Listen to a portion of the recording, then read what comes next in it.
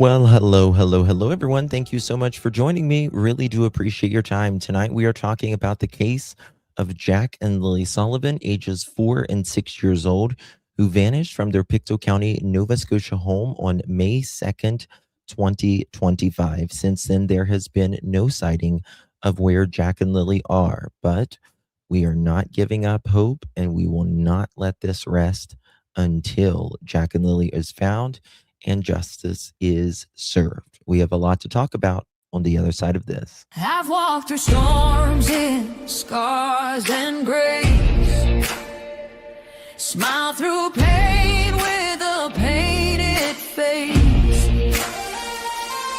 They called me too loud, too much, too strong, but honey, that's the reason I belong. Every scar's a scripture, every tear's a hymn. I found my worth where the light grew dim. They tried to break me, but here's a twist. I turned my pain into a clenched fist. I'm an unbreakable woman, born of fire and pearl. I shine like grace in a reckless world. You can test my faith, you can shake my plan, but I'll rise again. Just watch me stand.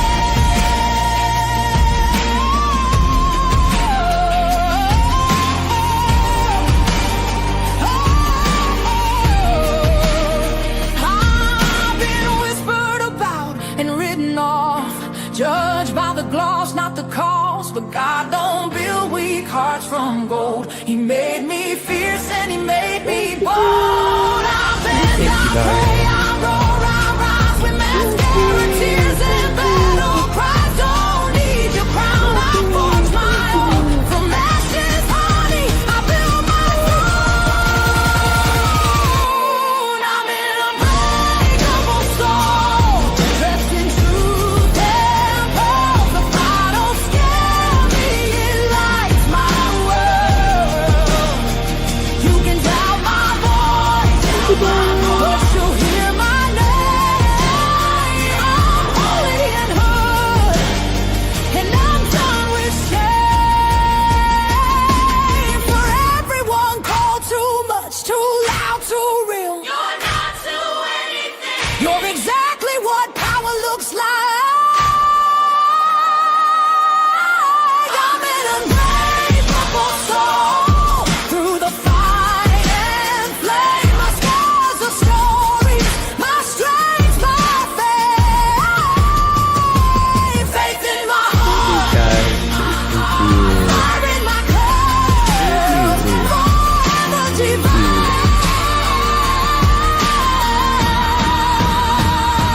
Clutch them pearls. Let's go.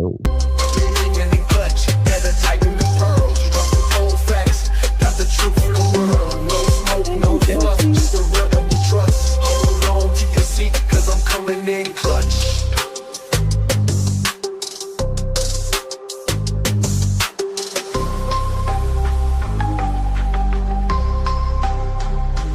Coming in clutch.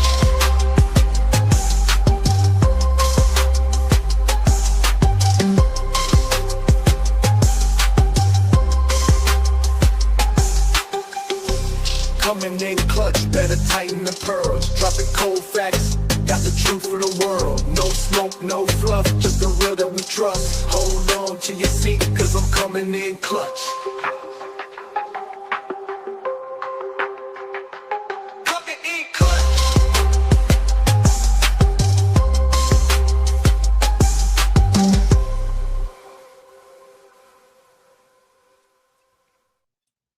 Well, hello, everyone. Good to see you all. Thank you all so much for joining me. Really do appreciate your time. You could have chosen to be anywhere on YouTube. You have a lot of options, anywhere on the internet, anywhere in the world, and you chose to be right here. I know your time is very valuable, and I do appreciate you spending some time with me. Today is July 21st, 2026. It is currently 6 p.m. in the East Coast of the United States. Bonjour. How you doing? Good to see you all. Thank you guys so very much for joining me. I really, really do appreciate you.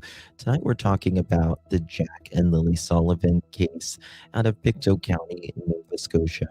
And to be honest with you, I wasn't planning on even going live on Jack and Lilly uh, today, but I had a dream about them last night. I had it, and they've just been really on my heart today. Jack and Lilly is a special case for me, I guess you could say. Um, and there just hasn't been a lot of chatter uh, with Jack and Lilly. Um, we've been covering a lot of other cases, and I'm going to get choked up. I don't want to get choked up. Um, so we're going to cover them and keep their name out today. So guys, thank you guys. You guys are so generous. Thank you, Tom. Good to see you. Tomalou, is that how you pronounce it? Thank you so much, my dear. Appreciate you for the high five. You guys are very generous. Yeah, we can see the jewels now. Finally, Holly, good to see you, Mama. I'm always here in the bushes. Love you and all the pearls. Spread the love. Holly, Miss Holly, thank you. I really appreciate you, my dear. 26 months. Love you to pieces. I hope you know that. And really do appreciate you, my dear. Miss Mama coming in clutch at 9 months. How you doing, girl? Love your hard work. Justice for Jack and Lilly. Thank you so much, Miss Mama, for 9 continuous months of your support. You make it possible. So thank you very much. I really appreciate you very, very much. Hey, Jude coming in clutch. Thank you so much for gifting a pearl necklace. If you received one of those, make sure you give our beautiful Hey Jude a big, big thank you. And Ness, good to see you, my dear. Clock it.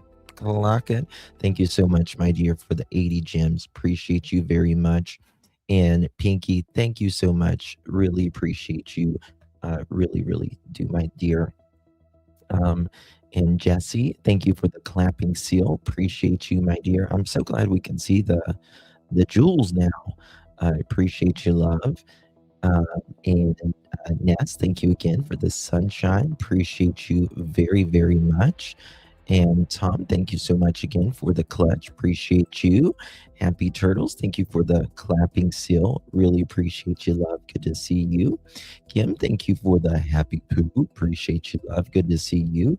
Jesse, thank you for the floating heart. Appreciate that very much. And Christine, thank you for the goat. I really appreciate that, my dear. 1,000 gems. How you doing, girl? Appreciate you very much. And Ness, thank you again for the floating heart, my dear. You guys are very, very kind. Hello, Miss Joyous. Good to see you, Miss Shari. Hey, Jude. Green Eyes. Hamatude. Miss Mama. Just Jeannie. Anastasia in Cleveland. Who else we got in here? Miss Mama. Connie. Kim. What do the gems do? They're like super chats, essentially. They're kind of like super chats. They're just like so like I think this is like it's like 200 gems. I think that's like $2 if I'm correct. It's something like that. Something like that. I still don't really very much like talk. Kind of the same way. Miss Mama, thank you so much. Thank you, Kimber. Appreciate you, darling. Good to see you. Thank you so much for your support. Hey, Grey Wolf. Good to see you. Hamtude. Rochelle. Good to see you, love.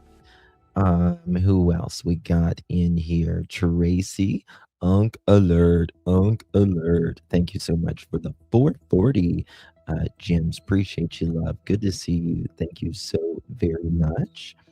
Who else? Leslie, always keeping it real. Darlene, good to see you. Just Jeannie. Bonnie, good to see you, babe. Susan. Yes, guys, before we get started, if you would be so kind and please do me a big favor, hit that thumbs up button. Would greatly appreciate that. It's really important, in my opinion, right now for the Jack and Lilly case, because it's not out there.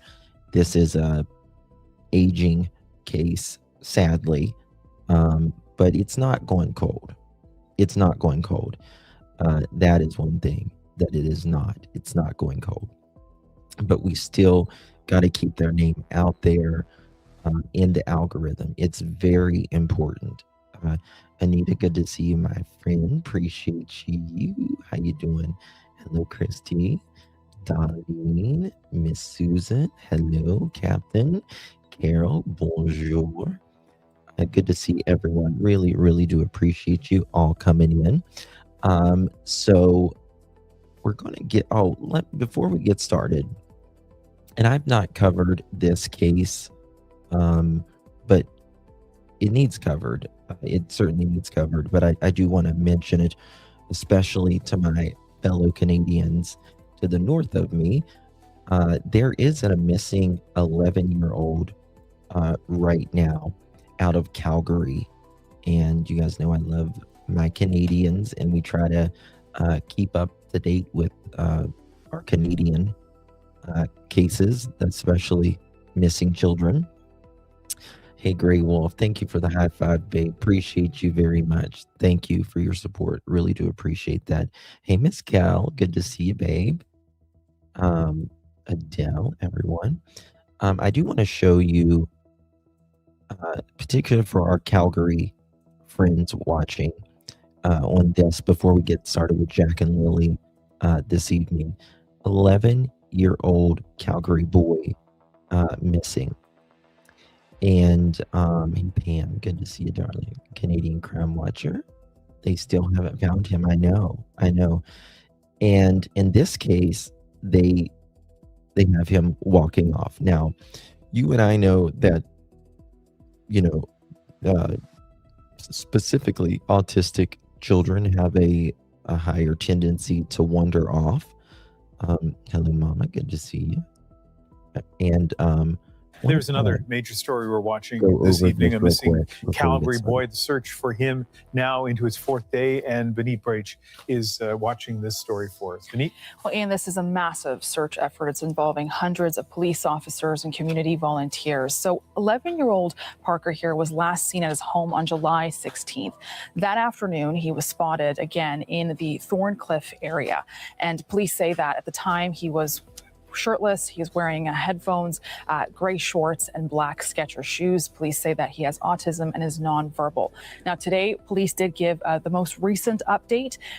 So this is a of him on the CCTV, right? And he's walking down the street. Seems like he doesn't have his shirt on. Being nonverbal, it's going to be an extra challenge. We are, 16th? What is today? The 21st. So we're at 5 days now. 5 days. If someone does not have him, guys, it's going to be a miracle. If someone does not have this little boy right now, it's going to be a miracle at 5 days. Especially if he doesn't get access to water. But the problem with that is, drownings and all of that. And they say the search, the magnitude and the scale of it is something that is very rare. Have a listen. My recollection, the only search I can think of that is similar or perhaps greater in magnitude was about 10 years ago, and that was revolving around a criminal case. What makes this one unique is that complete lack of foul play. There is no evidence that foul play is involved. And I must reiterate that we get some 5,000 missing person reports a year in Calgary. And for it to go on this long, you're absolutely correct. This is absolutely atypical. Now, on Saturday, there was an emergency alert that people received. And in the past, police have said that. Again, seeming like there's no foul play because, he's there walking off on his own accord, unless someone picked him up, but there is, from what I understand, nothing to suggest this case. It didn't meet the specific criteria for an Amber Alert, but the government was able to make an exception so that alert was issued and people received that on their phones. There's been a number of efforts to try and find Parker. For example, police have been playing Disney songs because they say he likes Disney music. There have been searches going. They did that in Sebastian Rogers' case. They played Eye of the Tiger, all of that. But Sebastian's case was pretty different. Went on by the river, mountain biking patrols. And here's a little bit more on those efforts. Of our 500 or so searchers who have been involved over the last 4 days, their total combined travel distance is about 6,500 kilometers, which for reference is the distance between Calgary and Dublin, Ireland. So obviously, Yeah. I mean, think about that. Think about how much they have searched this area. If you would do it like a straight line, it would go from Calgary to Dublin, Ireland, 6,500 miles. That's about 2 times the width of the United States. it is a massive amount of walking that has been done.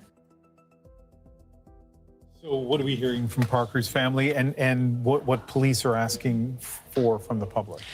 Parker's family has said that they are living any parent's worst nightmare since he's been gone missing, and that they want their son to come home. I'm just going to read a bit more of their statement here. So they say that Parker experiences the world in his own way. He may not respond when his name is called. I recommend putting AirTags in your kids' shoes. I recommend it. I highly recommend it. Yeah, they can take their shoes off, but you can know, until those shoes would get off or whatever. AirTags are good in the shoes, in my opinion. That's, you can track them with their phone and stuff, but they're more likely to lose their phone than they are their shoes. So that's what I recommend. Can become frightened when approached by people that he does not know. And police also say that one of the other big challenges for this case has been AI images that have been surfacing online that have been altered, they're unverified. As people share these, they're not helping in the investigation because they cause confusion, they cause misinformation. So police cautioning, to really be careful with what you are sharing online, and even trying to take a look at what you really are seeing and reading. They say that they're asking people to search their properties as well, even check behind locked doors, because Parker is known to often lock doors. And beyond that, lots of tips that they've been assessing, 150 tips. I mean, he's got to be somewhere relatively close. He's got to be somewhere relatively close. Who makes this AI? They should be. I know. It's crazy. It's crazy. Thank you, my dear. He's got to be relatively close. When kids get tired, they stop, and they'll lay on the ground or wherever, whether it's a building or whatever. I'm just hoping, it's Canada. There's water literally everywhere.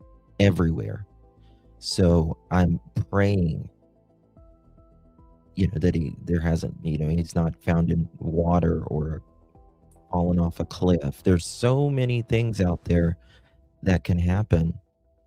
And Justin, he was actually alarming far in the short period of time from the day he eloped from.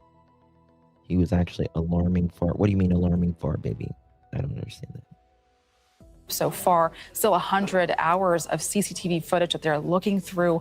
So that work is on. Yeah, and the problem is we're at day five, and if he doesn't have especially access to water, it's not going to be good after 5 days. Going, and they say that approach him, but instead keep him in your distance and call. So you're saying he was alarmingly far already by the time he was found, like that, right? 911. The time he was on Imagine camera. people creating fake AI images that would end up just confusing people on the search. But let's focus on the best of humanity, which is the way that people have responded to this. Sonia Kwan followers since it was created just 3 days ago. Sonia, you're at the search right now. Tell us what the response has been from community members. Thank you. The response has been really overwhelming. I know. I mean, the official Gotcha. alert did not go out until yesterday, but people have been aware for a couple of days and really just wanted to help in any way they could. And so, people have been coming together here at this just volunteer organized. Let's see here. Provide a map. And then let me show you this real quick, and then we're going to move on to Jack and Lilly. I just wanted to put this out here for my friends in Calgary. They're now asking for the public's help in finding the 11-year-old boy who vanished July 16th after leaving his home during the day. Missing Calgary boy. I just feel bad. One of my friends is autistic, so I feel like if he went missing, that would be really bad too. Police say they will not stop searching until the nonverbal 11-year-old is found, but a new obstacle has emerged in this investigation: AI, with fake images of Parker on CCTV circulating on social media. We know it's out there. We know that it can. Guys, please don't use the AI photos, especially for the CCTV. Especially for the CCTV. It's really divert important. Resources from a legitimate search path. Police say crews have walked over 6,500 kilometers searching for Parker since Thursday, but concerns have been raised over how his disappearance was handled in those first 2 days. I'm a bit disappointed with that. I think a child missing should have an Amber Alert all the time. The criteria for issuing an Amber Alert varies from province to province, but generally police need evidence that... Okay, I mean, can't there be an equally important alert that is not an Amber Alert, that it, like, especially for a child? I understand they don't do a lot of Amber Alerts because they don't want people to get desensitized to it going off on their phone, and they got to have certain criteria, like someone taking the kids or something like that. But can't there be another alert for special needs, for children, that goes to your phone as well? Right, a vulnerable person alert, something.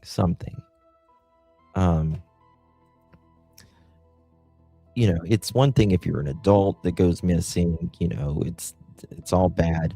But most people, that go missing are found, and they're not really even missing. They're just they're not in contact with their family or friends or whatever for a minute. Those people are generally found. Children, they don't have the same option. Adults can go off on their own accord, make their own decisions, and willingly hide from the world if you choose. A child can't. And I just exited out of that. So I just don't really understand that. I really don't. Okay, let me do this. I messed that up a second ago. Here we go. And the search continues for a missing Calgary boy. I just feel bad. One of my friends is autistic, so I feel like if he went missing, that would be really bad too. Police say they will not stop searching until the nonverbal 11-year-old is found, but a new obstacle has emerged in this investigation: AI, with fake images of Parker. Police say crews have walked over 6,500 kilometers searching for Parker since Thursday, but concerns have been raised over how his disappearance was handled in those first 2 days. I'm a bit disappointed with that. I think a child missing should have an Amber Alert all the time. The criteria for issuing an Amber Alert varies from province to province, but generally police need evidence that a child has been abducted before activating the system. In Parker's case, there is no evidence of an abduction, but 2 days after his disappearance, the provincial government decided to issue an Amber Alert anyways. See, and that's the thing. Great, they issued an Amber Alert, but it's so important in the first minutes and hours, like, to do that Amber Alert, and especially the first 48 hours is the most important. They shouldn't have waited for 2 days. I mean, it's better than nothing. I agree, but a little bit better would be. Carol, thank you so much for the flower, darling. Appreciate you very, very much. Well, to me, this shows that our provincial government acknowledged that there are times when the alert is the alert criteria is just too rigid. Following the disappearance of 6-year-old Darius McDougall in southern Alberta last year, a case that saw no Amber Alert used, Ronald de Gagne launched. Derek McDougall, I tell you, that case, the Derek McDougall case, I feel like there's something wrong with that case. I can't help it. I do. I just don't feel like that child went missing on his own. Still hasn't been found. And then Derek's little, was it the stepsister or something? Didn't she die like a month later? A petition asking the rules change so that police are given the final say. The provincial government says it will review its Amber Alert criteria in the months to come. We just want to do whatever we can. I just feel so bad for his family. As the city focuses on bringing Parker That's home. hard. Heather Urex, West Global News, Calgary. Right. Guys, take a good look at this face if you're particularly in the Calgary area. And check your if you're local to Calgary, check your outbuildings, your property, all of that. They are asking for help with this. Absolutely. Very few children ever go missing on their own. Someone's always responsible. I mean, children can just get away, right? They can just get away, but they're usually found very quickly. Very, very quickly. I don't know how long this little guy was missing before they called it in for Parker. I'm not really sure about that. Yeah, they don't just vanish, that is for sure. All right, guys, so we are getting on the Jack and Lilly Sullivan case. I want to go over some things here, some things in the document, some interviews that Daniel has talked about, some text messages as well. Thank you very much. Yes, guys, please hit that thumbs up button or double tap that screen. Why didn't the home he was in have an alarm on the door? I don't know. I'm trying not to be, this is the thing. If you've had a kid for 18 years, they've slipped out of your way for a minute. They've slipped out of your way. I was at a trade show when my kids were little, and all three of them are, well, I've got twins and a single, and he's the older one. But one of mine, I was talking to someone at a trade show. We were standing at a table, and just in a few seconds, he went somewhere, and this place was crowded. I about had a conniption fit, and I just started like, where's my kid? Started telling everyone, look for a kid, look for, describing him. And thankfully he wasn't missing for more than 2 minutes but that 2 minutes was the longest freaking about 2 minutes that I have ever experienced. So, things can happen. I get that. Things can happen. But you should find him very quickly. You should find him very quickly, generally. Wasn't it a day home to care for kids with disabilities? I knew it was a day home, but I didn't know, what all of that entailed. Bonnie, literally everything close to where he went missing needs to be searched. You never know. Absolutely. Absolutely. And I don't know, like, if he's got the headphones on for the sound, it's going to be,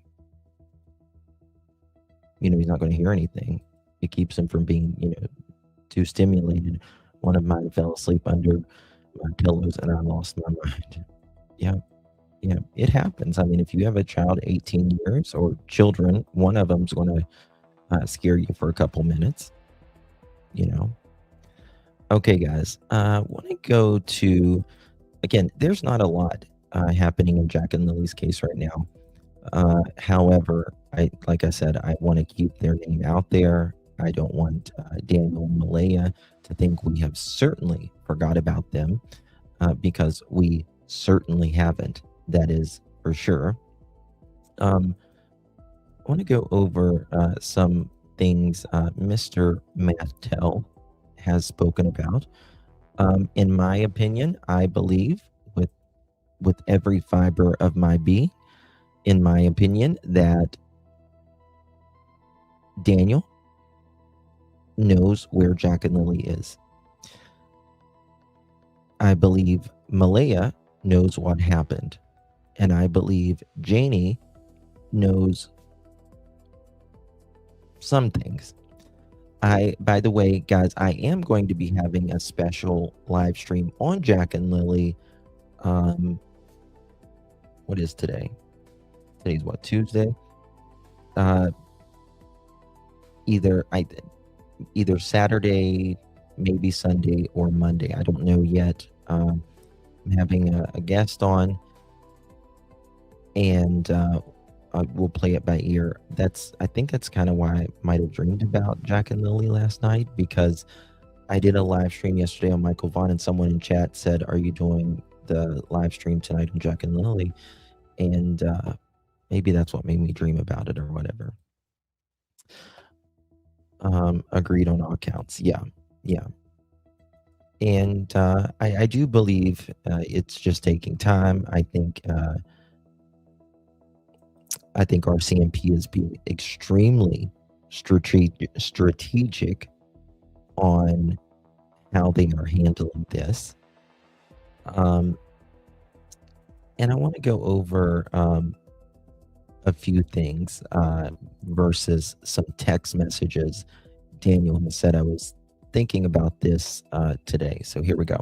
I don't know what you would call them, search teams or dispatchments of different units. There's 23 different search organizations or search teams in Nova Scotia from each area. They have a total of 23. Mm-hmm. I'm not sure if all 23 made it here, but there was some from the South Shore. I mean, a lot from all over Nova Scotia. And they had the Nova Scotia Guard called in at the house. They belong to Halifax Search and Rescue. Good deal. And so you weren't allowed to go into the woods. Where were you at during this time? I was actually... Okay. Now, I was thinking about this question that DT asked Daniel. And I think that RCMP had it right originally, was to not let Daniel go into the woods. If you go back to South Carolina with a case that we were just covering, Javia, the sheriff would not let Javia's dad even go back to the home. They did not want him to go. They did not want Daniel to go back into the woods. However, Daniel weaseled his little weasel ass back into the woods, apparently. And I think the RCMP did make a big mistake in allowing the house to be gone back in. I think that is an absolute blunder, in my opinion. Happy birthday, Kim. And today's Sherry's mom's birthday. Happy birthday, Kim and Sherry's mom. Happy birthdays, y'all. Good to see you. That does not look like a sober individual. Hell to the no, it doesn't. And so I was thinking about how the RCMP cadaver dogs went back, what was it, this past fall, and they were asking Daniel about the stove, right? They were asking Daniel about the stove. And in my opinion, there was a good reason why they asked Daniel about the stove, because I believe, in my opinion, evidence was destroyed in that stove. And so I think that is where the RCMP really messed up there. They should have gotten everyone out of that house. You cannot go back in until we have accessed everything, tested anything that we need. Because time is of the essence. Time is of the essence in those times. In my opinion, Daniel and Janie were avoiding RCMP because they knew what was going on. Daniel was particularly avoiding RCMP.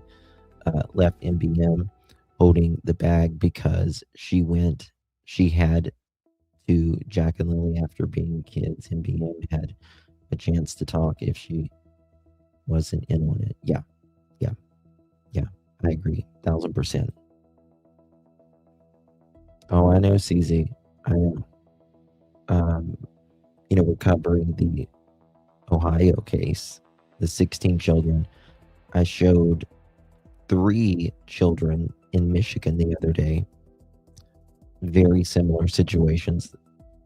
Now, the next time I do the Ohio live stream, I've got another case very similar to the Ohio, another one. Now, listen, Malay and Daniel's house wasn't as bad as the Ohio house, right? But it was still bad. And you can have a completely spotless house and it can still be dangerous for kids if there's rugs around as well. There's this rumor, if you will, about was there water in the bathtub? Was there water in the bathtub? And that always makes me think. It makes me think because when sometimes if there's an OD, they'll put someone like in a bathtub or put ice on them or cold water or something on to like get them to move as well. And then I also think about other things that I'm just not willing to mention right now, but what kind of sick person Daniel is, nothing would surprise me in this case. Actually back by Mom's RV talking to her, and we were wondering why we couldn't go back into the woods, and then a number of minutes passed. Notice how he says we were wondering why I noticed this as well. It's amazing how you can be 2 years on a case, hear this 1,000 times and see it differently and hear something different. He said we went back, we were wondering why we couldn't go back into the woods. Well, Daniel, you weren't in the woods at that time. You were driving around. You had not been in the woods. You had not been walking in the woods. You drove around the area for about 10 minutes looking for them. There was no back in the woods. This would be the first time you actually going to the woods. Trying to wake them up over there too. Yeah. Exactly. So notice how he says that right there. Woods, where were you at during this time? I was actually back by Mom's RV talking to her, and we were wondering why we couldn't go back into the woods, and then a number of minutes passed. He goes back into the woods. Well, you hadn't been in the woods. You got in your car and started driving and all that, right? But you had a long night, didn't you, Daniel? You and Miss Malaya, because y'all were up all night. You were absolutely up all night, and your car got stuck. Say about 10 to 15 minutes passed, and a guy in military gear, it said Oliver on the back of his There's a reason Daniel remembers this person name and what he looked like, right? Because they clearly told Daniel to stay out of the woods. Don't go anywhere. Don't do anything. But Daniel did not want to be around the RCMP. He wanted to do anything and everything he could to be, avoid answering any questions.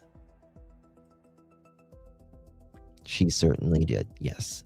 6:10. Yes. Yeah, 6:4. She woke up allegedly at 6 o'clock, but they were up before that. On his shirt or vest or whatever you want to refer to it as, or uniform, we'll call it. Yeah. He actually said, Daniel, you can go back into the woods. And I actually believe he was later on. He was a canine handler, but I don't know if the dog was there yet at that point. Understood. Because I remember seeing him with a canine unit, I'm pretty sure, later on in the search. Bullshit. And so you were allowed to go back in the woods? Yeah, and then I immediately jumped the fence and I was right back into the woods, and I did all the streams that were Okay. So here he says I immediately jumped the fence and I gave looked at the streams and all that. Well, the streams and stuff are on the other side of the road. The streams aren't towards his house. The streams are on the other side. So you can't be looking in the streams if you jump the fence and you go like behind your house area. It doesn't work that way. Where was that comment? Yep, Justin Oliver gave DM a chance to cover up evidence or grab. I don't think Oliver knew that they wanted him to stay. You know what I mean? But I think Daniel was probably relentless in weaseling his way out of there, in my opinion. up behind the house that lead into that little marsh that's actually to the left of the house, which you showed. Left of the house. See? I don't know how true this is. I've heard rumors of this, that at some point you heard a scream and you thought it sounded like the kids. When was that? That was later on. Yeah, that was later on. You hallucinating in the woods again, or just making up a fabricated story, Daniel? Like you told your ex-girlfriend when y'all were in the woods together, and you said you thought you heard someone talking in the woods. That would have been, it was still on that same stream path when I was walking up through the woods. I thought I heard a scream, but you have to remember, I had a helicopter right above me. There was drones. There was already people searching at this point. So I don't know. Well, if it's later on, you dummy, of course people are searching. Of course people are searching. If it's later on, there was a lot of people searching. I don't know if it was actually a child scream or not, but it did sound like a scream, but it could have been somebody yelling for the kids, right? And fabricating shit. That's possible too. Yes, 100%. But it was so hard to tell because the way the helicopter was going, it was going slow and doing. I was like, I almost swear I could feel like the rotor wash that was coming down off of the wind.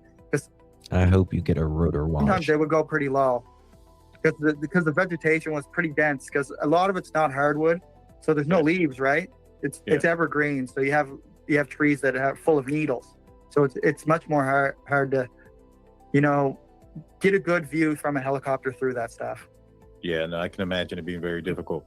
At any point that first day, did they question you guys at all as far as maybe perhaps? Yeah. Thank you. Yeah, I actually sat in my mother's vehicle, and Commander of Operations came down from the command center, and me and him sat in there, and we went over.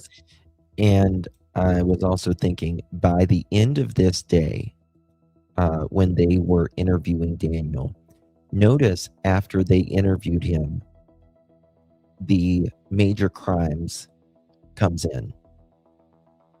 Major crimes comes in the next day. They interview him Friday evening as a more formal interview in the truck.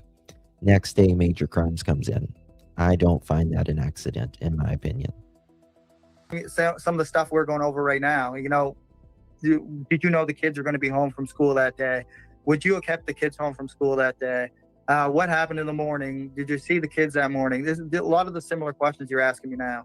Yeah, I can imagine so. And Daniel, that happened that first day. So nighttime comes in. Around what time does the search stop on the first day? The search doesn't stop on the first day. They go right through the night. Interesting. And when are you notified about a blanket? If we're referring to the... You knew about the blanket when you planted it, in my opinion. The blanket that was up in the tree? Or just the blanket in general? Well, let's rewind then. So there's been a lot of confusion that you had denied that the blanket in the tree was lilies that ended up being lilies. Was there another blanket that was found out there? There is actually another blanket. There's a full pink blanket. I was shown a picture of it, splayed out on the ground. Officer Karen Mason showed me that. She was involved in quite a bit of the, just back and forth stuff between the command center and me and Malaya and Mom and, some of the people involved, and just trying to relay information. So let me show you this. So one of the things about this is Daniel's text messages. She called 911 when I ran up to the cabins and yelled, I don't know what he said, GOR, the kids, which causes Mom to come out, which we know that's a lie. His yelling is not what made his mom come out in that story, according to Janie, and confronted Mom, meaning Malaya and Janie. There was, the confrontation, which is a weird word to say. I arrived a minute later, got in the car, and checked culverts and the dirt roads. Now, again, I am telling you, thinking about this, having some time to let my mind settle a little bit, because I haven't talked about this case in a while.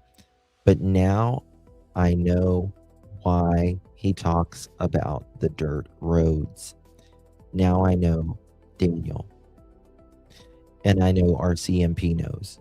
The reason you put that out about the dirt roads is because you got stuck on that dirt road, didn't you, Daniel? You certainly did. And you don't say anything unless you are trying to get ahead of something. So he says culverts and dirt roads, right? I find that very, very interesting. And so this is why he was talking about the dirt roads in the very beginning. Not that he wouldn't have time in 10 minutes to check culverts, dirt roads, all of this BS that he says he checked in 10 minutes. So, not going to happen. Didn't happen, Daniel. You know it didn't. We know it didn't. RCMP knows it didn't. And God knows it didn't. And so does Malaya. So he goes, I arrived a minute later, got in the car and checked the culverts and the dirt roads. I checked Lansdowne Road and I didn't see a blanket during that drive. Well, why do you think he is talking about the blanket? right? Why is he talking about, oh, I didn't see a blanket? Because we know you planted the damn blanket, Daniel. Right? He's trying to get ahead of it. So he's the only one that they took a DNA sample for that blanket. They took a DNA sample for that blanket, only Daniel's DNA, by the way. So that's the reason he's talking about that blanket. He's trying to get ahead of it. Oh, I didn't see a blanket there when I looked. Oh, these dirt roads. I got, you got stuck on them, didn't you? You got stuck on those dirt roads, didn't you, Daniel?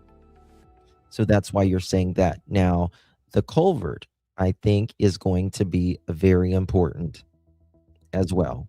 I don't know where the culvert is. He could be just adding it, but I don't think it's very likely. Because Daniel generally only says something to get ahead of it. So that's the reason he's saying all of these things. Blankets during that drive. I returned home and the RCMP just got there. So about 14 minutes after the call was made. Right? Okay, so we'll just, someone said, so we'll just put 9:35. Daniel says, I wasn't with Malaya for the 911 call. Well, that's interesting, right? You should have been at least there for some of it, because you allegedly tell her to call 911. You run up to the cabins, you come back down, and on other interviews, Daniel, you say that you were coming down the hill, and you said, I actually in this in the interview that we were just watching, you say that Malaya is still on the phone with 911, or she's looking at her phone at that time. So you was essentially on the property when the 911 call would have taken place. You might have not been there for the entire time, but you still should have been there on the property when the 911 call happened. And then, they talk about, did you hear Jack and Lilly in the kitchen? Yes, but Lilly came in twice that morning. Twice, he says. Okay, that's fine. Meadow was in bed with us. And again, it's always something in these cases about their phones and who calls 911. Malaya said she doesn't think she opened her phone or sent any messages around that time. Bullshit, Malaya. She did call her mother and her grandmother after she called police. You did, but there was calls before, wasn't there, Malaya?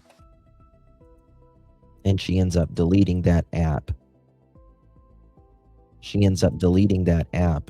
That she calls. She ends up calling 911. Or, sorry, her mom and all of them too.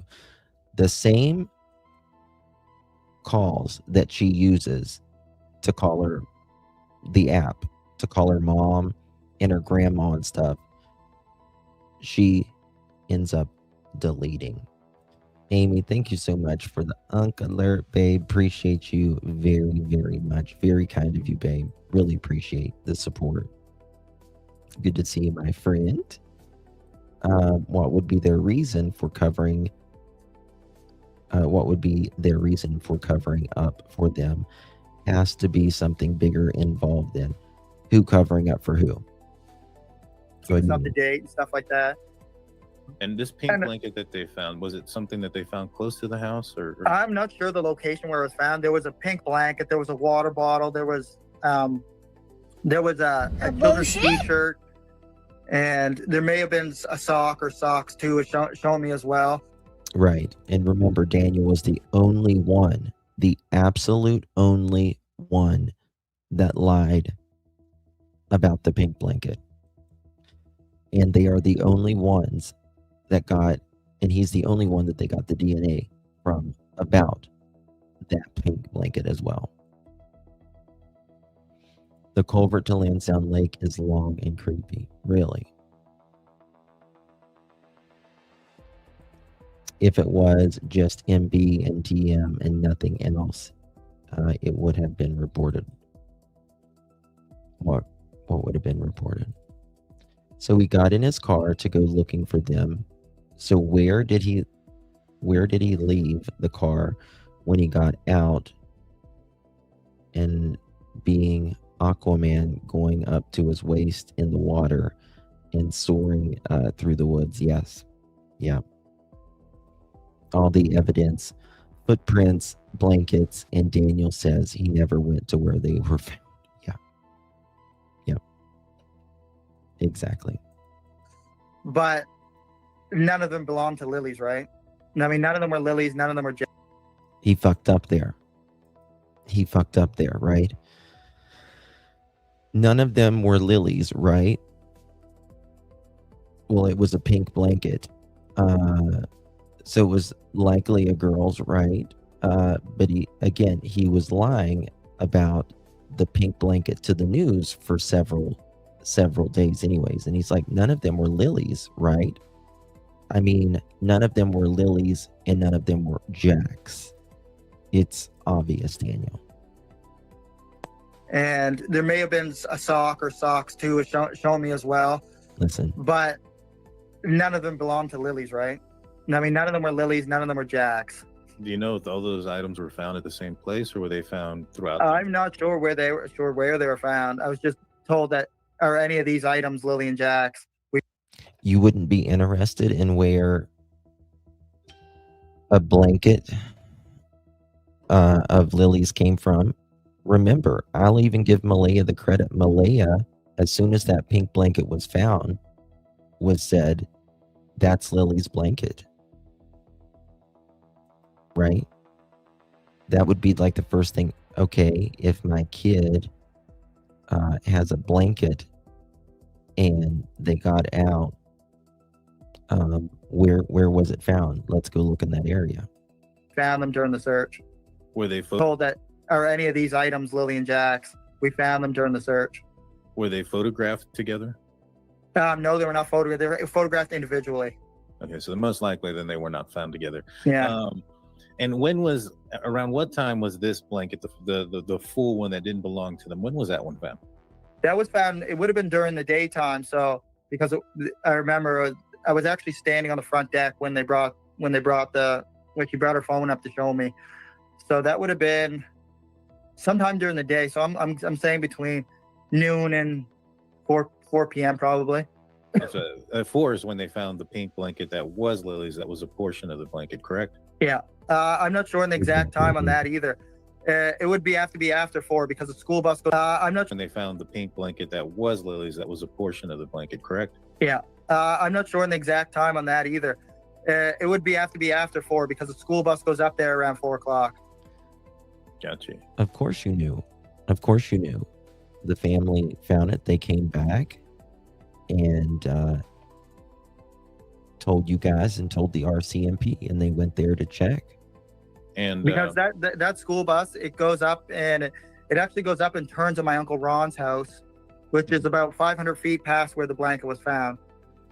Gotcha. So, Uncle Ron's house. This is the Uncle Ron that Janie said she might have learned Jack and Lily were missing before she talked, or around the time Uncle Ron called. and the bus usually goes up there, and the bus usually makes its way up there around, I don't know, 3:55, between 3:55 and like 4 o'clock. And this bus has cameras, correct? Yeah, the buses do have cameras. When they looked at the footage, from the outside of the buses. The blanket was not there. Now, again, I find this highly ironic, right? He says he doesn't know where they found the blankets or anything, but he knows that they weren't seen on camera on the bus. Well, then you must know, Daniel, where that pink blanket was. You're not good at this, buddy. You're not good at it. If you know it was in the vicinity of where the bus could spot the pink blanket, then you certainly knew where it was. You're not good at it, Daniel. Leslie, thank you for the floating heart, baby. Appreciate you very, very much. Thank you, loves. Good to see you. Mohawk says, well, there would be a timestamp on the photo Haley took of the blanket on their phones. That as well. Yes, good point. Interesting. And it went both directions, correct? It went. Yeah, they both go both directions. I mean, just imagine saying, I don't know where the pink blanket was found. I have no idea. And him also denying that it was Lily's to begin with. But I do know that the bus didn't pick it up. Well, this pink blanket could be out in the middle of nowhere even close to a road. So how did you know the bus either picked it up or didn't? Because you knew it was right beside the road in a tree where Jack and Lily couldn't reach in the first place, Daniel. Multiple buses. And it was not seen at 3:55, 4 o'clock when the bus passed. No, they said they did not see it on any camera footage from the buses. So that is how far is the search command from where the blanket was found? From the piece of Lily's blanket that was found in the tree, the actual command center itself. Yeah. It is okay. When you look at Lansdowne Station Road on the map. I'll just wait for you here to set that up, and then we can take a look. Yeah, I'll give you the exact location. So here is. Do you see it? Yeah. So that is. So Lansdowne Station Road. As soon as you're going up Lansdowne Station Road, you go across a little bridge. Two on each side. This direction. Lansdowne Station. Oh, this direction. Okay. Yeah. So Lansdowne Station Road. There you go over a little tiny bridge.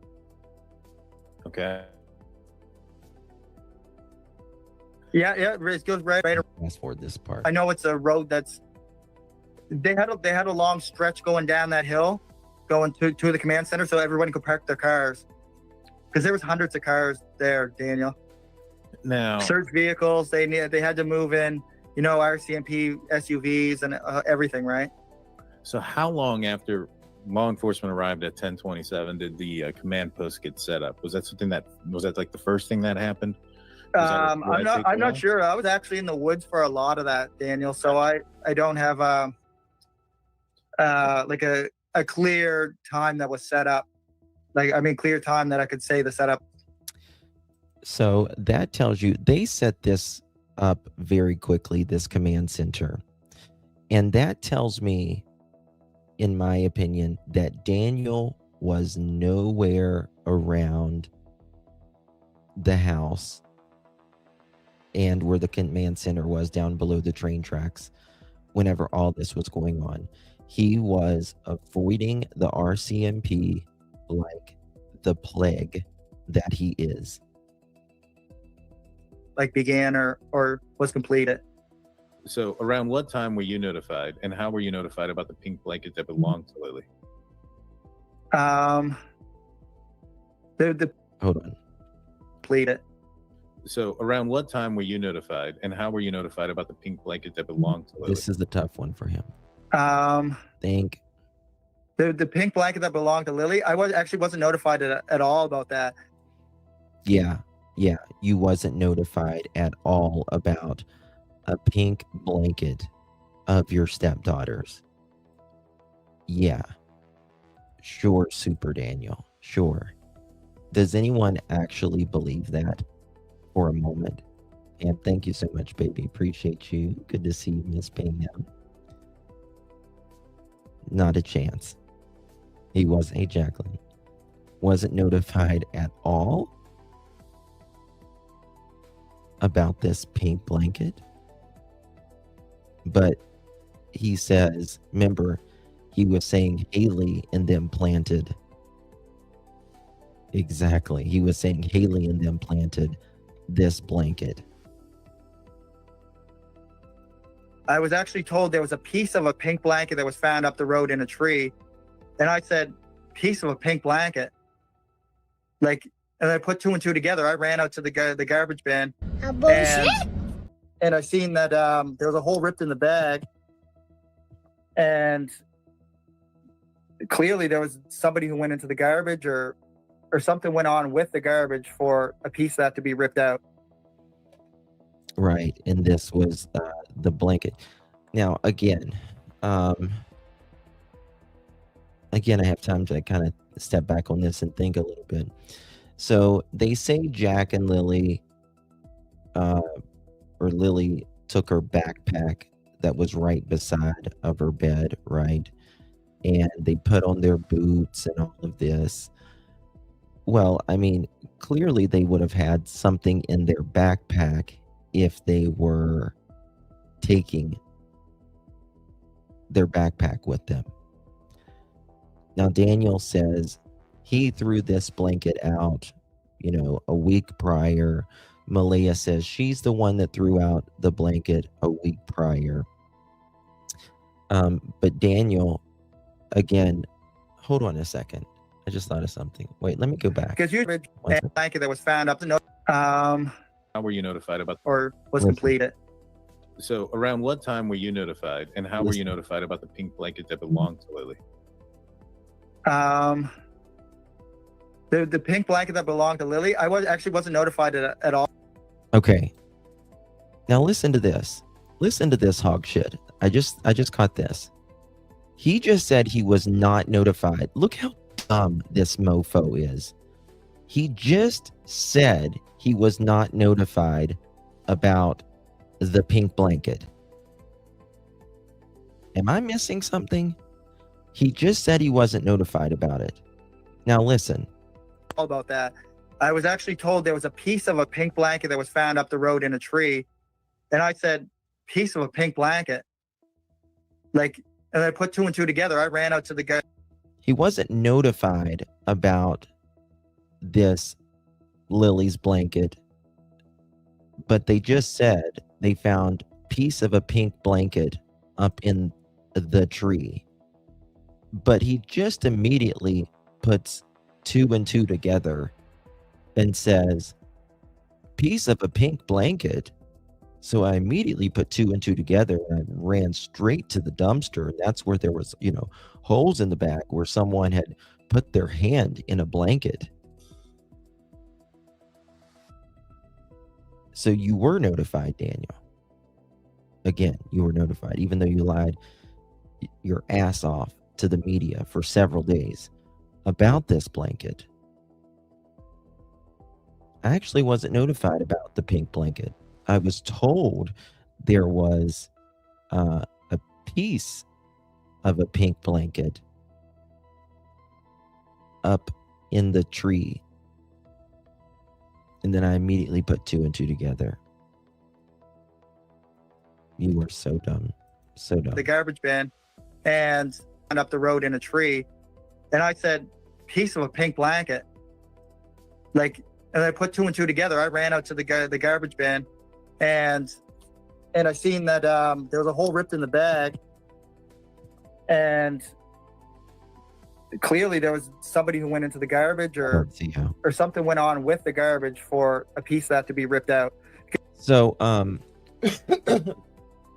yes. And for those of you guys did not watch me last night, I want to mention this because I just saw, did he take a lie detector test? Yes, he took a lie detector test. Yes, he passed a lie detector test.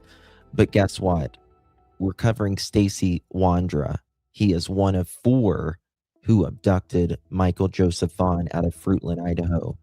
He is another one of the biggest liars I have ever seen in my born days, just like Daniel. Probably him, those two compare very, very much with just telling different stories. He passed a polygraph too. He's on trial now for unaliving a 5-year-old. Okay? If Daniel Martel passes this polygraph and Stacy Wandra passes a polygraph, I have no hope in a polygraph. Zilch. None. Now, I have asked Daniel that I would pay for a specific type of polygraph if he would want to take it. So, I mean, unless they just told him he passed the polygraph. But I think he's so burnt out at this point of smoking the mathola so many years and just the nonstop lies. I don't think it bothers him. If Stacy Wandra, again, who is now at trial for unaliving a 5-year-old, stuffing him in a duffel bag and throwing clothes on him, duct taping his mouth, and putting him back in the back of a truck, and taking him to a property where he died, I have no faith. And like Green Eyes, like if Don Wells, if he passed the polygraph, I can't imagine. Usually when you look in the garbage bin, Daniel, and you see a garbage bag, usually it doesn't have a hand-sized hole ripped in the side. You know, I can't wait for you to have a hand-sized hole when you go to prison, out of it. Daniel. That's interesting. Now, the pink blanket, when they told you about it, did they show you a picture? The piece of the blanket? No. Oh, okay. No. So they just told you they found a piece, and you went to the garbage bin. And where in the garbage bin was the bag that had the other part of the blanket? Was it towards the top, in the middle, the bottom? These were like large industrial sized garbage bags, right? Okay. And Mom would always yell at me, you know, don't put so much garbage in one bag, because Oh, that's so funny. That's so funny, Daniel. It's so funny. You're talking about your two missing stepchildren who were abused and neglected, and you're talking about mommy dearest. She just always told me, you know, don't put too much trash in a bag. Well, Daniel, you couldn't fit in a garbage bag, so you're trash. You're trash, Daniel. So don't give me that. And Malaya, in the court documents, she said that she put that blanket in the trash. So which one was it? You guys can't even decide on who was it that was sleeping or awake in your story. You can't decide who actually placed this pink blanket in the trash. I think we can decide on who planted this pink blanket. Musty Hutch the second, Linda. This is Musty Hutch the second. Mm-hmm. I would always make the bags like really heavy, right? So and funny. So funny. So I had the blanket was in a garbage bag, but there was another garbage bag that was inside, right? So it was like double bagged. Interesting. And you could see I keep wanting to say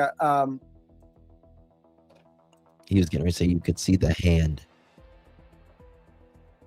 but I was going to make a point here. What was that? And so I had the blanket was in a garbage bag. Okay. He says the blanket was in a garbage bag, like in another garbage bag. I hope and pray to the good Lord that this pink blanket was in its own sealed garbage bag. I hope so. For your sake, Daniel, for your sake, and for Jack and Lily's sake. because that would help preserve, in my opinion, potential DNA that is on it. But there was another garbage bag that was inside, right? So it was like double bagged. Interesting. And you could see You could see the what? So it was like double bagged. Interesting. And you could see I keep wanting to say a hole that was ripped in the side from a hand that went down inside of it and, you know, pulled something out. But it looked to be like somebody put their hand in there and ripped it out. Oh, really? But the bag, the blanket was still at the bottom of the bag, right? It wasn't pulled all the way out. It wasn't anything like that. So was the trash bag in the bottom of the can or on top of like all the other trash? It was the garbage bag, that one big garbage bag. That was like a 60-pound garbage bag. and it was that was the only bag that was in there. Oh, okay. So there wasn't any other trash on top? No, there was nothing else piled on top of it or underneath it. So if somebody opened the bin, that's the first thing. Yeah. That's the first thing someone does, right? After let's say, you know how Daniel said he thought someone might have came in the house and took Jack or Lily. He insinuated Malaya's family did this. If these people, if that actually happened, like a person went into the house while y'all were sleeping and got Jack and Lily, got their boots on, got their clothes on, got their backpack, all that, why would they go into the trash outside and rip a hole and plant something from the trash? Why wouldn't they just get something from Jack and Lily's bedroom or something in the house to plant? Why would they just go to, I don't know, a bag, a single bag of trash outside to plant something of Jack and Lily's? If they were already in the house, Daniel, they could have got something of Jack or Lily's that might matter, that they might actually take with them and plant it. He's so dumb. So dumb. And I'm glad he's dumb. They would see. Yeah, they would be able to see the pink blanket in there, yeah. Yeah. Okay. And so it seems like in the documents that it alludes that they showed you guys a picture and that you guys confirmed it. Was that, if you didn't see a picture, do you know if Malaya did? I'm not sure if she did or not. I have no idea. Because I actually wasn't present at the house very much during the search because I was just out in the woods searching, man. Because you were as a guy. Like I poured my heart and soul into just searching as hard as I could. I can imagine. And Daniel, you put your heart and soul into hiding Jack and Lily, in my opinion, and you put your heart and soul into avoiding RCMP. And you're out there searching. Did you find out that night, or was it the next day, about the boot prints? I actually found out, I think it was the next day. And then when I asked investigators when the boot print was found, they told me they weren't sure on the exact time it was found, but there was part of a pink, or there was a pink blanket on the porch railing. We've got pictures of it. Sure do. thought it was found during the middle of the night. Okay, and I know, and I made a mistake, guys, and I want to premise this was my mistake. I had indicated that this image here was a representation of what they had seen with the bare feet and the footprints. This is what Malaya shared with everybody, and there was 3 sets of footprints. I went back and read my conversation with Daniel, so I just wanted to clarify it. What he said was that this picture, he had problems with it because he couldn't understand why a third person came, but this wasn't something that was shown to him by investigators. Kind of clarify, where did this image come from? That image originally came from Maritime Happenings. Mom actually got it received from Malaya. I don't know if it it originated from Maritime, but I know it came from Malaya. So Malaya sent it to my mother, and Thank you always for your support, my darling. Thank you for the 200 gems. Appreciate you, babies. Much love to you. Thank you for the sunshine. We need sunshine today. We don't have any sunshine here. It's been storming all day. Thank you so much. Appreciate you. If you go on the story, the kids wandered away. That means Jack and Lily went into the garbage can to take a piece of a bank blanket. I highly doubt that. Not a chance. Those two could not even lift it. The width of it, they couldn't even lift it enough and get in that. It's just not possible. the mom and my brother came home on the ATV from their search from where. Hold on, what? The mom and my brother came home on the ATV from their search from where they were searching. I don't like the way Daniel says that, and I certainly don't like the way he's looking away when he says that my mom and brother were. He kind of chokes up there. Listen to him again. To my mother. Watch his eyes. Watch his eyes. And his lips. That image originally came from Maritime Happenings. Mom actually received it from Malaya. So Malaya sent it to my mother. Right up here. And the mom and my brother came home on the ATV from their search from where they were searching, to talk to Malaya, see what this photo was about. See, he's trying to get his shit together right there. And I don't like that. I don't like that. Janie, Justin, what were y'all doing? What were y'all doing?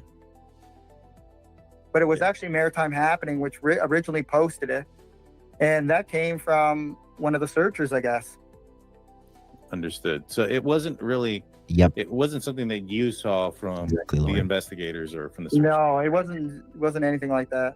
Did they ever tell you that there was 3 prints? I don't actually remember that, but that picture always just bugged me. And then even if they did tell me there was 3 prints. I bet you they did tell you there was 3 prints, Daniel. I bet you they did. I bet you they did. Love you too, darling. Bet you they did tell you that there was 3 prints. And I bet you it did annoy you, didn't it, Daniel? Like, that just bugged me. And then even if they did tell me there was 3 prints, like, that doesn't make sense to me, Daniel. Oh, it makes perfect sense to me. It makes perfect sense to me.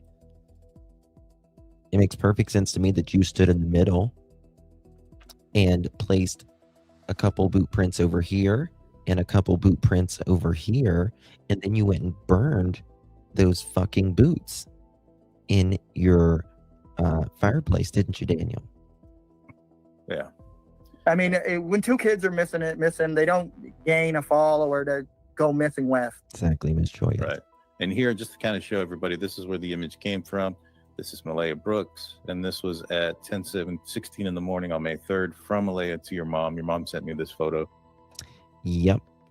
Daniel or Malaya did send this 1,000%. She sure did. So that we could see that this is where that message came from. Now, the location of the boot prints, it's near the pipeline, kind of somewhat in the direction of the pink blanket. I wanted to show you this and get your opinion on this. So the blanket was found here. There's a road that leads back up. Now I kind of just did a line here, but if you follow this road and you just follow this. Oh, 1 second. Equate. So okay, the cameras, right? Okay. Now we're going to get to the cameras about that night. 1 second. I want to find something. I need to find my notes here. Give me a second, guys. Okay. Here we go. We're going to give credit to our friend Sunny. Has Sunny been live lately? It's a criming. Is it CRIMING or CRY? Can't remember. Give me a second here. It's 1 second, guys. Give me a second. CRIMING.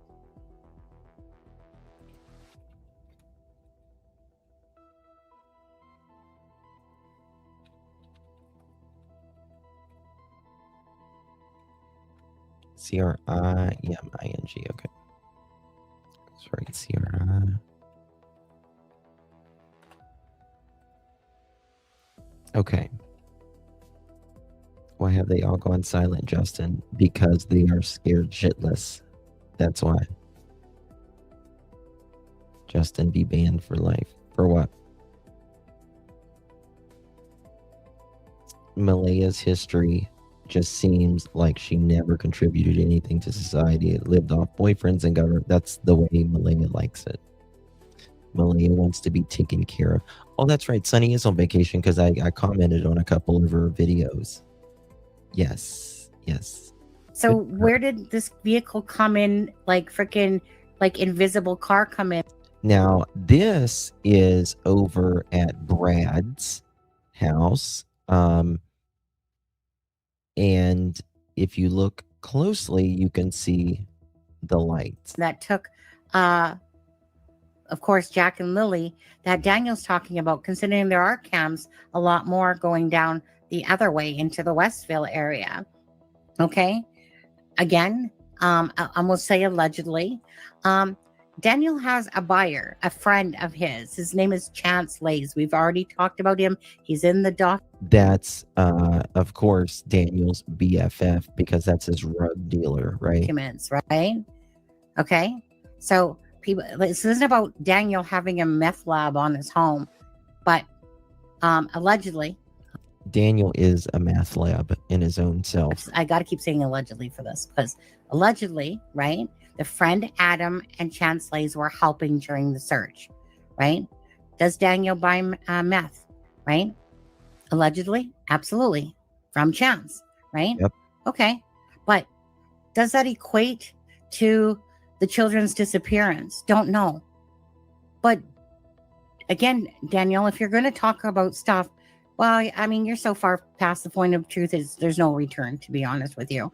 But had you have just kind of been honest about things, but if you got something to hide, you're not going to tell it all, are you? Especially if there is something where the kids got into drugs. But who knows? It could have been something totally different. An argument, did something to the kids. Who knows, right? But the chances of the children being hidden somewhere, okay, tap that one out. Chances are that a random stranger wasn't seen on cameras at all in that 5 days that they had for to find any sort of vehicle that maybe was coming in and out of the area, or family vehicle, right? Well, what did they come up with? Bunch of shit. Now, go figure that the two people that are talking about hearing the vehicle, no camera footage. So there's nothing to show that. But again, it's just a very small area. And unfortunately, again, the cameras on the home that's right at the kitty corner of the railroad tracks, those cameras weren't working. So that sucks, right? Because then that could have corroborated the story. Now, did Daniel know that those cameras were out, right? Daniel's new prison name is Daniela. I'm going to have to make a AI photo of Daniela.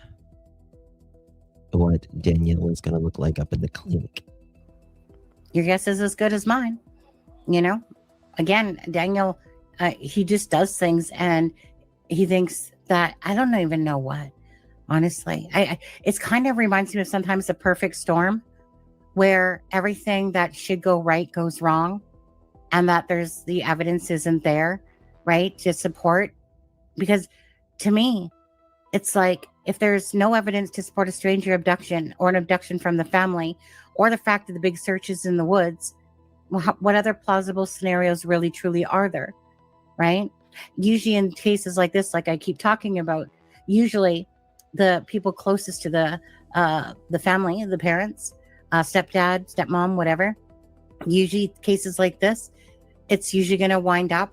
It's because of someone that they know or close to them. So, like really. Okay. 1 for family involvement. This Let me find it. talks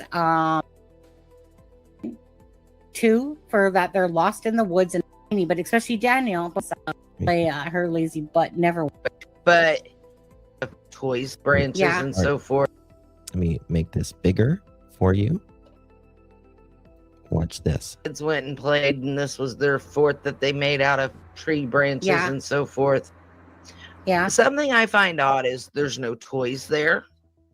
There's a water bottle, some wood, but Yeah. the leaves aren't matted down. The grass isn't matted down. There's nothing to show that this is somewhere that the kids. Daniel, in my opinion, when you go to jail, your ass is going to be matted down. But that's just my opinion. Actually wet. Like, you know what I mean? Because, like, if you go Yep. out to that little fort, you're going to be on your butt. You see the And flash? you're going to be out there playing. You can see the light moving. So, where are the toys? Where's the matted grass? Where's the matted Well, leaves? They got a mattress and a freaking washer outside. They got that to play with instead. Why do they need a fort when they got all this other dangerous elements that are on their property? Oh, they need a fort to play. Bottom line is I believe that those children did play in that fort. I just believe that they were. Hey guys, this is an actual picture of Janie when Daniel calls from jail the first time. Oh my God, son, they're doing what to you? What are they doing to you, Danny? Your ass is matted? Oh, darling. Oh, I'm so sorry. You shouldn't have done this to the kids. But this is Janie from her jail cell as well, of course. Oh, someone just donated 500 gems. Look at you, you little gem. Thank you, Happy Farm Girl. Appreciate you very, very much. Good to see you, my dear. And Share Cares, thank you for the floating heart, my dear. Appreciate you very, very much. Good to see you, my dear. That's exactly right. That's exactly right. And Justin is going to inherit the trailer if he's not involved. And then if he's involved, this is Earl's castle. He is going to be the king of Lansdowne. And he's going to live in his castle. Earl's going to own so much. He's going to be a big landlord there. Yeah. Earl's going to be like, sorry. Just what it's going to be. Basically what you would call latchkey kids, that they just were allowed to go outside and play. And Daniel and Malaya didn't think much about it. Malaya was clearly lying when she was speaking that they were always supervised. They're just trying to Earl with, yes, Tucka. Yeah, who's going to take, yeah, Tucka is going to be, it's going to be okay. Tucka. Okay. All right, thank you. Thanks, Fred. He was saying that he'll get another a better video on the next car that comes by, right? Because this one you can see it, but going by, but You can see the light again, right there. it's there. You can see it. Right here, So the light. that was his whole point, was that people were kind of going, well, how can you see through the trees? Because the trees are this tall, and da-da-da-da-da. But, I mean, clearly, for anyone that's coming You in, saw it, you heard it. because and I this believe it. video is going to get ripped by all the channels, of I course, believe him 1,000%. which is fine, because it's about the truth, right? So for all those skeptical people Not for, trafficking, listen so to this. that doesn't have really so many leaves anymore. So so again, very grateful for that. Human trafficking, no, it's one of the lowest things out there. Again, it nobody trafficked Jack and Lilly in Pictou County, Lansdowne Station, Nova Scotia. Nobody trafficked them. This is the bottom line of it. It's more so McNutt sent this posting, right? And this, I'm not even going to put it up because it's so stupid, right? Something about Hayden being drunk and, he was there on Friday night, like just utter bullshit. But she felt like it was worthy of sharing. No, Looney Tune. It's not worthy of sharing. It's worthy of bullshit to go to the bullshit pile, because that's what some of these people come up with. That all of a sudden, out of all of this stuff, let's just put Hayden there drinking, and he was so drunk, and that he said something before the children even went missing, that, about them coming back or something like that. Okay, let me find this. Okay, watch this. Because it doesn't make sense. And I feel like sometimes it's like I got to say it like 50 times because I feel like the people in the back row aren't listening. Make that timeline make sense. Well, I spend a lot of... I don't think it did. I don't think that they did because they were older cars. So I don't think they had GPS data. Time, and so do others like Charmaine and other channel creators. Daphne. Let me find it. Okay. That's something completely different. Give me 1 second, guys. Okay. All right. So moving on from that right there, I want to show you this. What time is it? Okay, I got plenty of... Okay. Okay. Going over more things Daniel said. Daniel has wanted to point a car that is certainly not his in his direction. And he points out what does seem strange to me is that MBM rented a car days after the kids went missing and headed to New Brunswick. Right? What about the vehicle you got stuck up on that logging trail, Daniel? What about that? Is this Earl's car? Does anyone know? Is this Earl's car?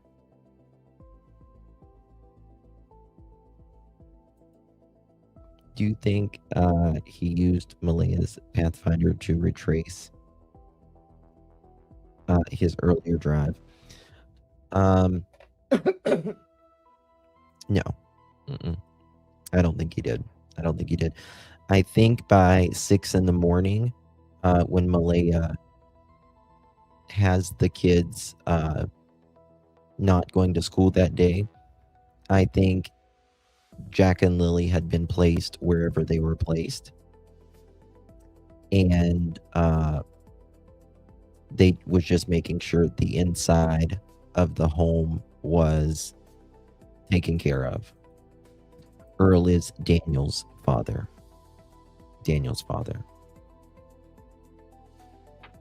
Right. Daniel's little spray bottles, cleaning. If a neighbor said he heard cars all night, I believe him. 1000%. Okay. Let me go to this.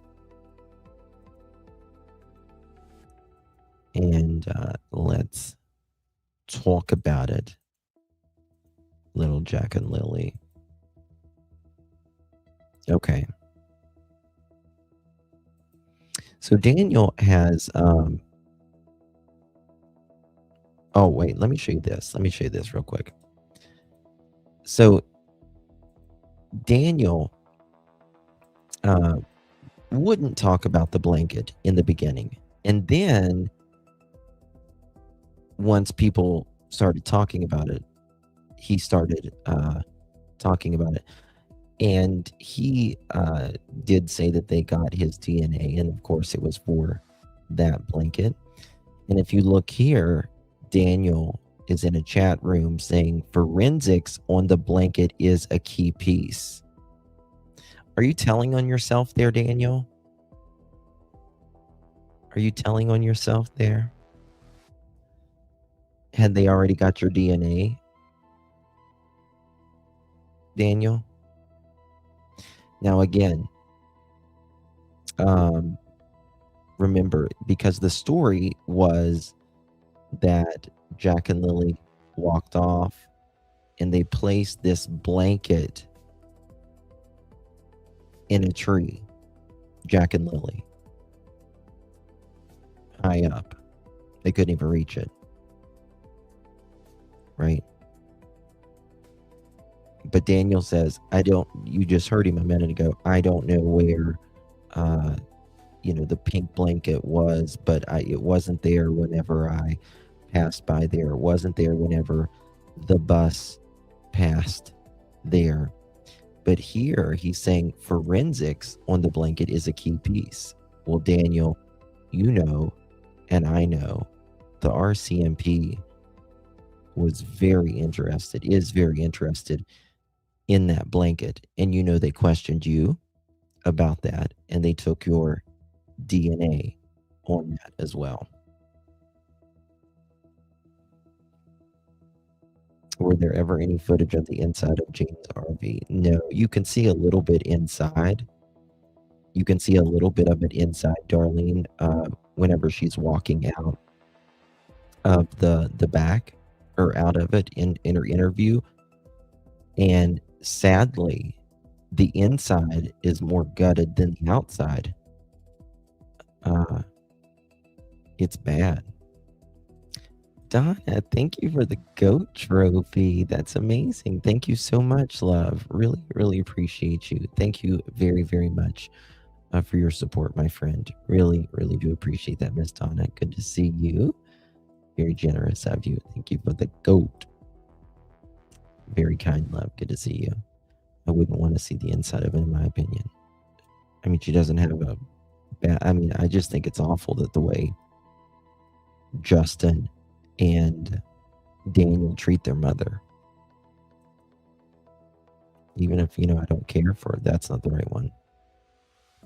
The investigation team from the Northeastern Nova Major Crime Unit has referred this matter to me for support in seeking your consideration for its inclusion to the program, as they believe there are individuals who are privy to information that could result in locating Jack and Lilly Sullivan. I recommend that this case be added to the Reward for Major Unsolved Crimes program, or a period of 12 months at which the status of the file will be reviewed by the Northeast Nova Major Crime Unit. That doesn't sound like Wandered Away to me, does it you?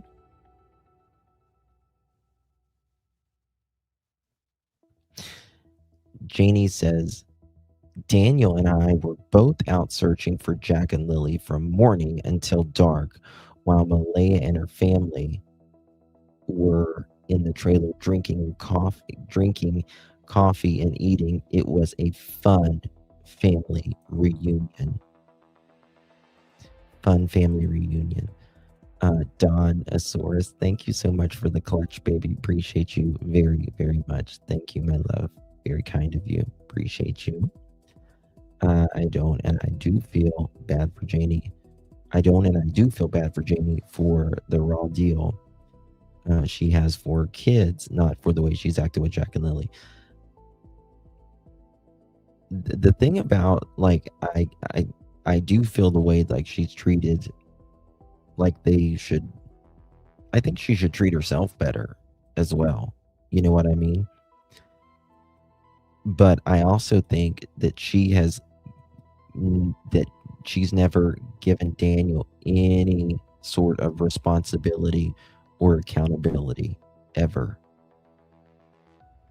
Yeah, it was sarcasm, but the thing is, where was Justin?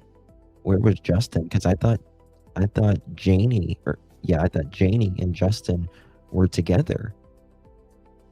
But here she says Daniel and I. Shy, thank you so much for the gold coin. Appreciate you, baby. Thank you so very, very much. Good to see you, my friend. Appreciate you, love. Those poor children didn't have a chance. They sure didn't. They sure didn't, Patty. Or J.E. Yeah. Patty, thank you so much, love, for the gold coin. Good to see you. How you doing, Miss Patty? Appreciate you, dear. Thank you, Donna. Thank you so much. I'd like to know about her sister. Who's that? Oh, Janie's sister? It depends on who you talk to, Adele. Right? Depends on who you talk to. You know, did he live there for a minute? Did he not? Was he there searching with Janie? Was he not? You know, they can't get their lives together. Right. 1 second.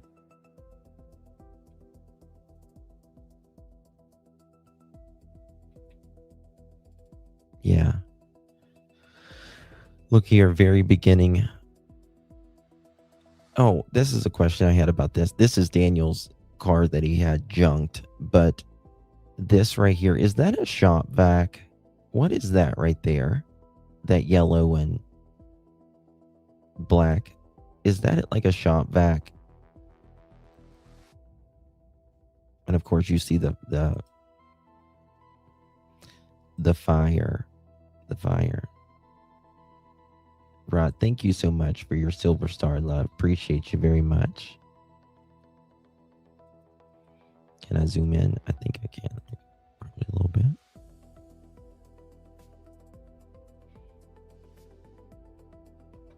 I think it's a shop vac, isn't it?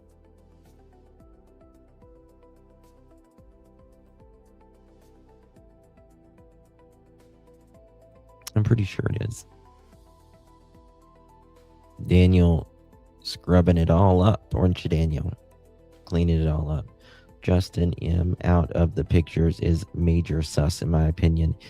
He is involved because he took pictures of the garbage bag hole, in my opinion. With Danny, yes, sure did. Shy, thank you so much for the flower, darling. Appreciate you very, very much. And thank you for the floating heart. Appreciate you, love. And thank you for the 2 gems. Appreciate you, love. The 100. How you doing? Thank you so much, darling. Appreciate you. Yes, Daniel's cleaning services, except he doesn't clean himself, right? So there was that as well. Okay. All right, moving on. Moving on here. Give me a second.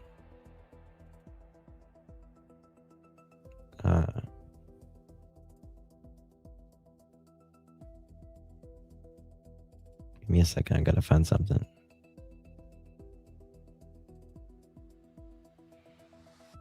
Major crimes will solve it. I have faith. I make one last statement here to address something I haven't. Okay.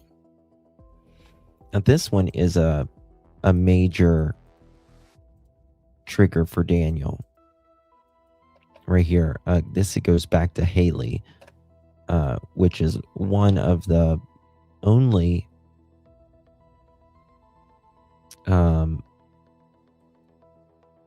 times that Haley annoyed him, right? Haley's Malaya sister. Major crimes will solve it. I have faith. I'll make one last statement here to address something. I have always wanted to ask Haley if I was doing rugs, D-R-U-G-S, in the bathroom. I came out and you said you made your way into investigate. Why no mention of smoke or smell or even rugs for that matter? You said that you made your way in right to investigate. Your simple narrative stunts don't hold weight. Susan, there's some content I wanted to address.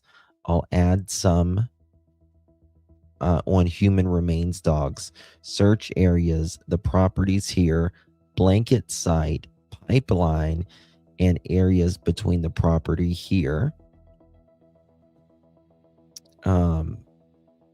Where was the next one? Okay, let me see here. The correct term is detained. I was never detained. Detained means a probable cause was rendered, meaning a criminal offense.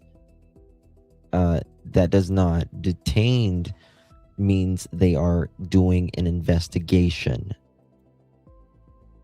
to see if they have probable cause to arrest you.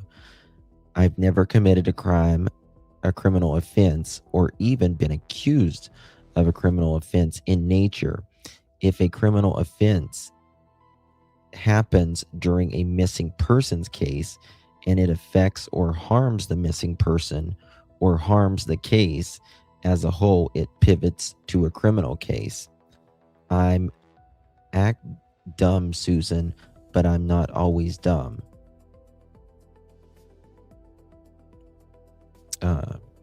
You are.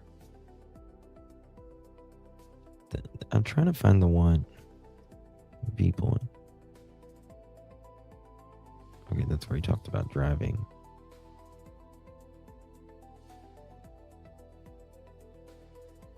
Okay.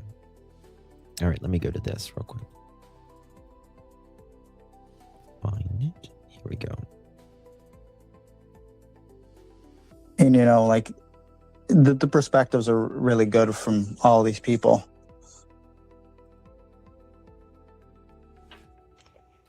So it's not just your one or two officers. No, I mean, I get that, but I cannot get past the recent, and we've talked about it before. We talked about it on the last stream that you were on. I don't know if you touched on it with Sunny in that 9.5 hours. I don't know, but we've talked about how Jordan, how Chance, how now Logan and Janie and all of these people are being affected by some of these harmful false narratives. You know that's you've been under that cloud of suspicion since day one and you've accepted that. But these other people who are being dragged into it and smeared and their lives are literally being ruined. Let me find and it. they're not ruling any of happening or why. Talk to them about, well, when I go in, I talk to them about, all the people that are affected. They always write everything down, so everything's, brought to the forefront and worked on in the case and, brought to light and everything, all the stuff's documented. Like Chance losing his job, that's directly linked to Anita. There's no doubt in my mind that's a direct link.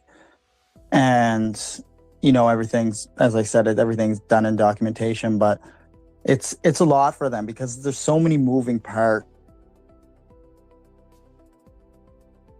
in the construct of it all.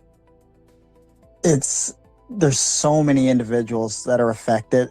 They can't keep on top of everything. It's the amount of resources aren't there, right? It's not the FBI or something of that nature where they have a lot of officers and a lot of resources at their disposal to, capitalize on everything, right?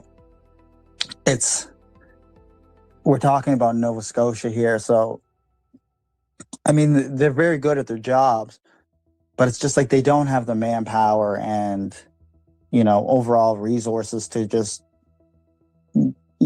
work on everything at once, unfortunately. That's my perception on that, or my perspective. There's a lot. Yeah, but I mean, even if we just take Jordan, right? So we've got these accusations and this confrontation recording that Anita put out on my demand show, and then not shortly after, but somewhere along the line, Jordan gets arrested, and now Anita is taking credit for that while continuing to add on to the accusations. And I've seen the undertaking, and I've seen a lot of things in he has drawn his obviously, but I mean it's not on the level that mine is, obviously, but yeah, he gets her. 1 second. And I mean, everything's lies. I mean, even all the way down to she said that, you know, somebody was after her, so she sped to the RCMP detachment. And people are saying that your vehicle got stuck in the mud. And we have a question here. If that's true, who helped you get your car out of the mud and why did you squash it? Listen. Oh, I squashed the car. Yeah, you well, did. my car got stuck many days in advance. It wasn't like the night before or anything like that. It's very interesting here. The question is, he's like, they asked, did you squash the car? He's like, oh, I squashed the car. And then he said, my car got stuck many days in advance. It's not like it happened the night before. Daniel.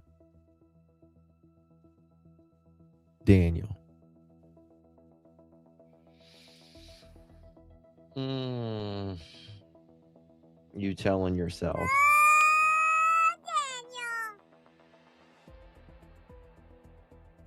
He completely tells on himself.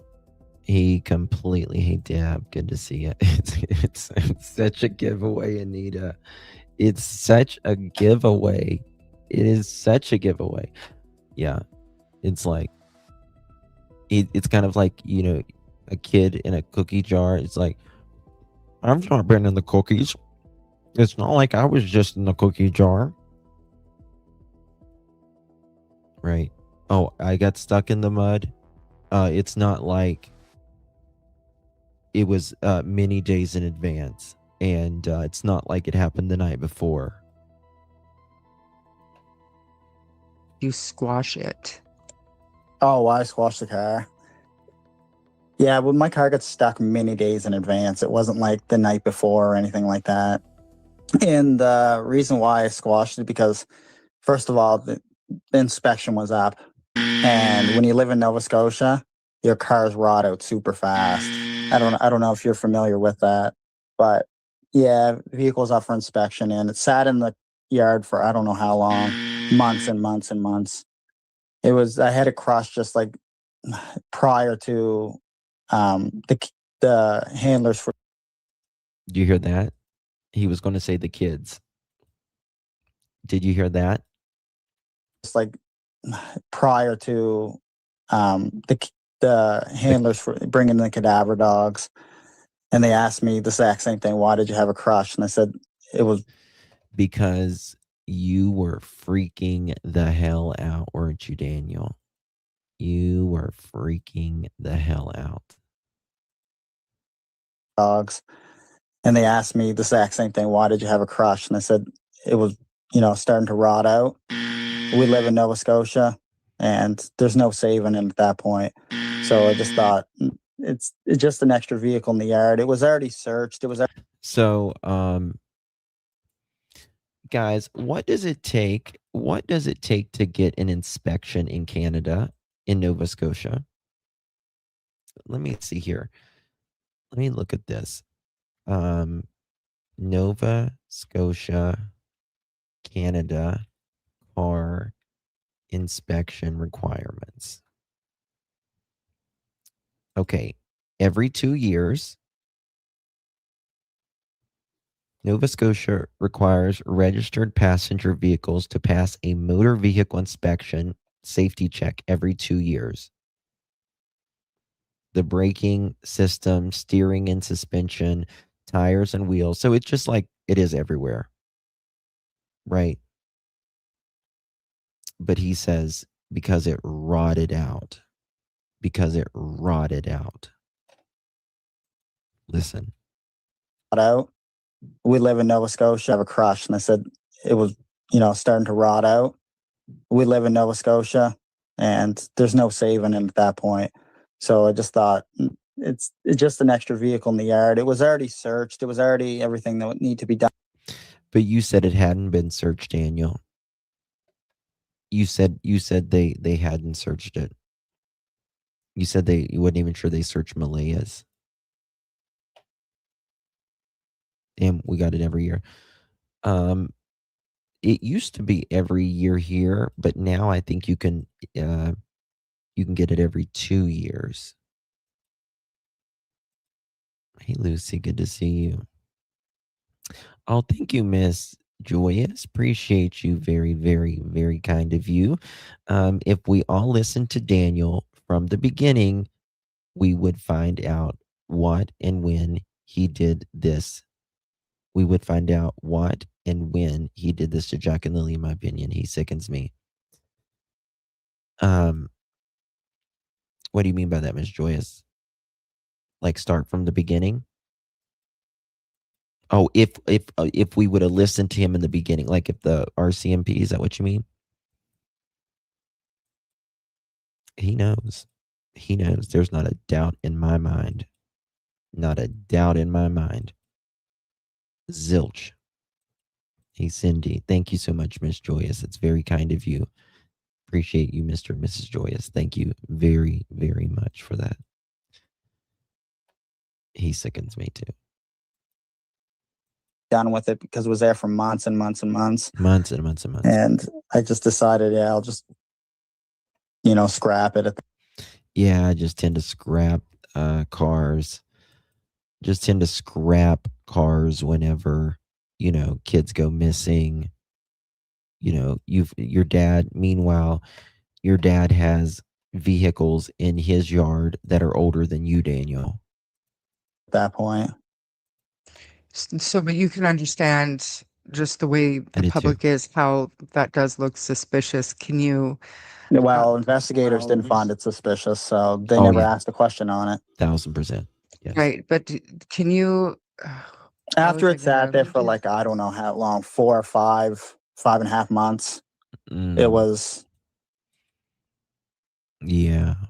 They had all the time in the world to do whatever they need to do with it.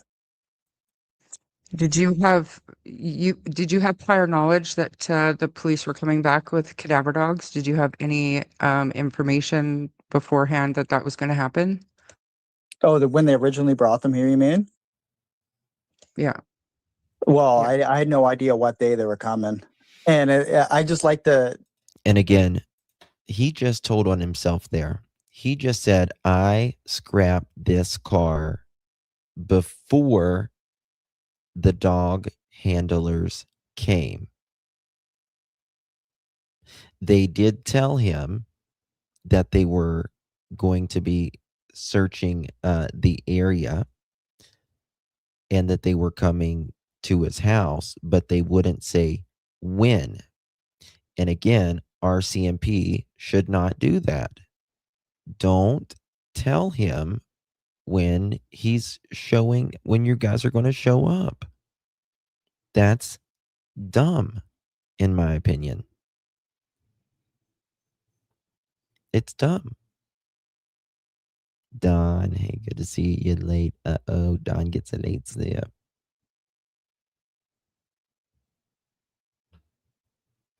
Right. He knew that they were coming. And he says, I scrapped it right before they came. He just told on himself. Right there. Oh, thank you again, Happy Turtle. Appreciate you, love. Thank you so very much, love. You're very kind to me. Appreciate you. Thank you, love. You're right. However, it's pretty suspicious to have his car crushed after the disappearance of Jack and Lilly. We lived right on the coast and never had to. Listen, they don't put any more salt on his road than they do my roads of the winter. Yeah, salt's hard on him. It's hard on him. But you just seen his car. You just seen the car that he crushed. Right? Look at this.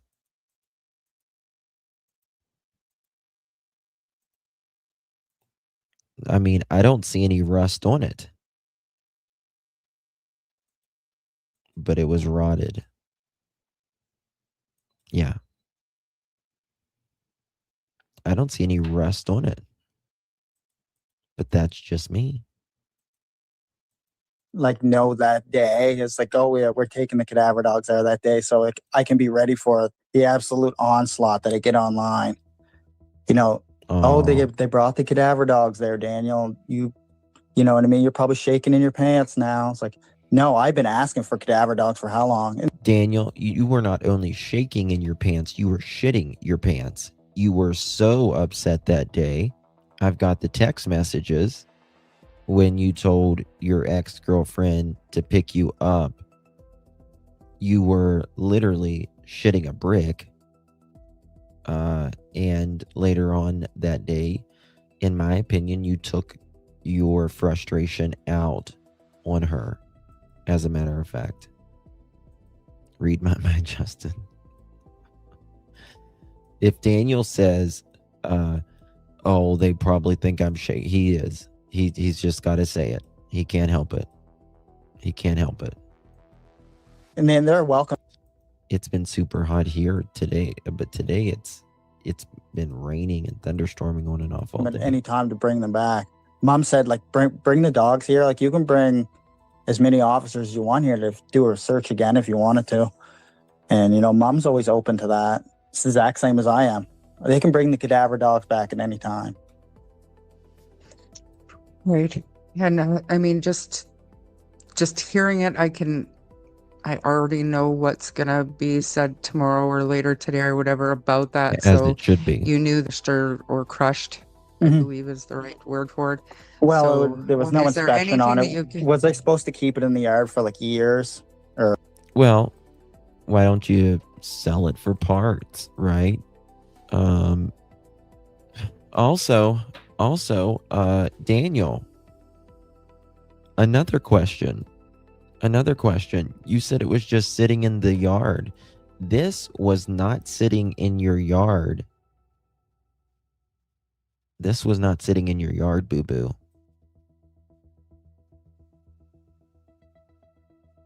It was for a day or so. But you just said it was sitting in your yard. No, it was sitting at your dad's. Yeah. a year or 8 months or 10 months. It's just, it didn't make sense. I mean, there's already enough vehicles in the yard right now. If there would have been an extra one, there would have been 5, right? 5. Because Mom has 3, and then I have 1, and then there wouldn't have been my other one. So there would have been 5 vehicles in the yard. Right. So it didn't make sense. The driveway's not that. Does DM and Jay still live on the property? Yes, they do. Big. And I had no use for the vehicle at that point. You know, it started to rot out and mechanically fail. So I just had to haul it away for scrap. Okay. Well, Jack and Lily are not scrap, Daniel. They're not scrap, and they shouldn't have been hauled away. Daniel, do you remember, and not just the last thing that Jack had said to you, what is the last memory you have of Jack and like interactions with Jack? When's the last time you looked Jack and Lily in the eyes, Daniel? What did that look like? What was that like? Like what is your most, I guess, recent, whatever, your last memory of Jack before he went to bed on Thursday, I guess? The last memory I have is, you know, taking them out of the vehicle, and I usually, you know, would walk the kids down to the house. You know, there's a story that I've heard that allegedly, and again, I'll just say it is a rumor. I'll just say that Daniel and Malaya scored, got rugs there that day at the Dollarama. Hold on a second. Was the Dollarama one of the last places they went? Let me look at this. Jack and Lilly Sullivan. 1 second. Is that one of the last places they went? Mm-hmm. Yeah. Yeah, but I know his last place is on camera, but I'm trying to...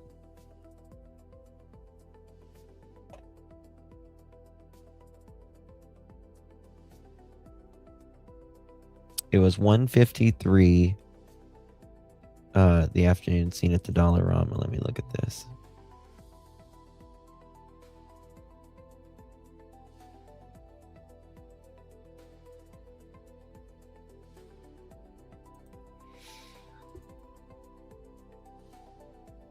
When did they... Was it harder than you... Mm-hmm. And that's why his track stops there. Well, this is what is a rumor. That they went to the Dollarama. They scored there. That they got some stuff there.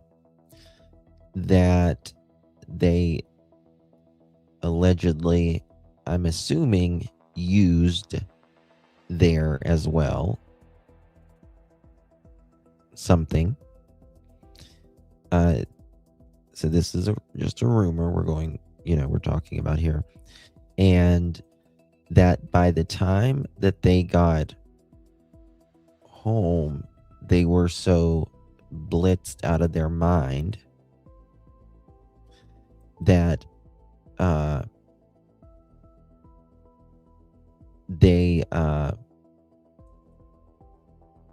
Jack and Lilly were asleep in the car, and they left Jack and Lilly, I guess, asleep in the car. And I guess in this rumor, they allegedly went inside and they woke up sometimes later, and Jack and Lilly were found in the car. I don't know about that. Could it happen? Yes, it could have. But they would have had to have gotten Meadow out of the car. They would have had to gotten Meadow out of the car. Or somebody would have. Deb, thank you so much, baby. Appreciate you very much. Thank you, love. Thank you for the corky. That's so sweet. Appreciate you very much, Miss Deb. Very kind of you, love. Very kind of you. I don't think so either. But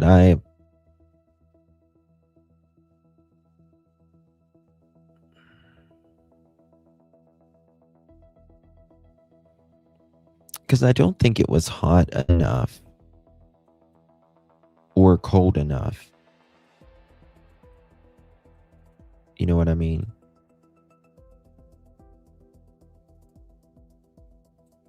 Well, that's what Janie says. She was outside working. I still think that, in this, we'll just say rumor, that like they didn't wake up for hours later, they crashed or something. I think there was just a fight that evening and someone snapped, to be quite honest with you.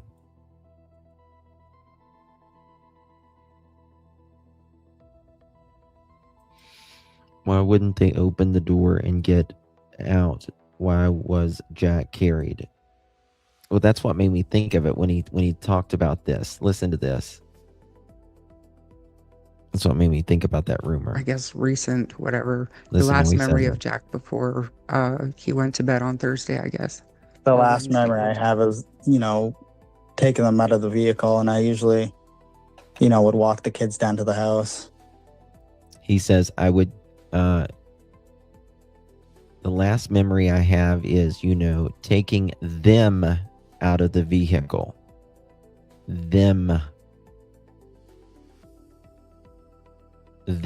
out of the vehicle. THEM.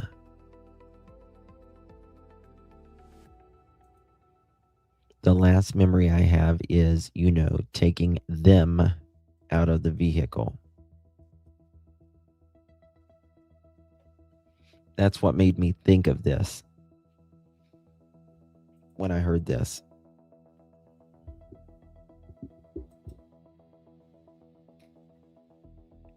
Right.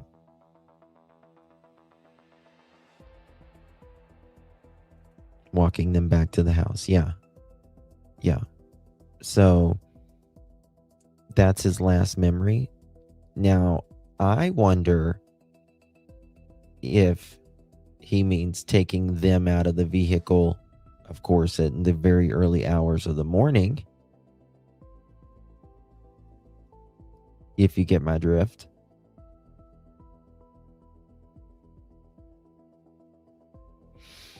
The last time he seen them was creeping in their room at midnight.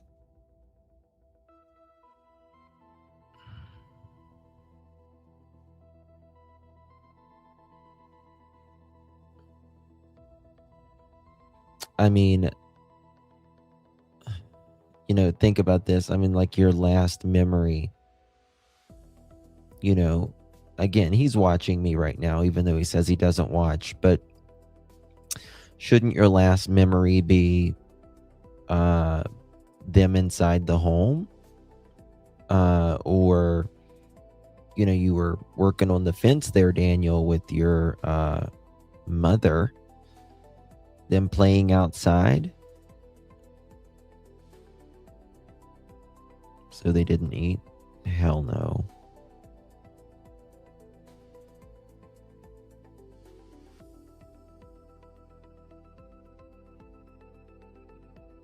In the morning, too.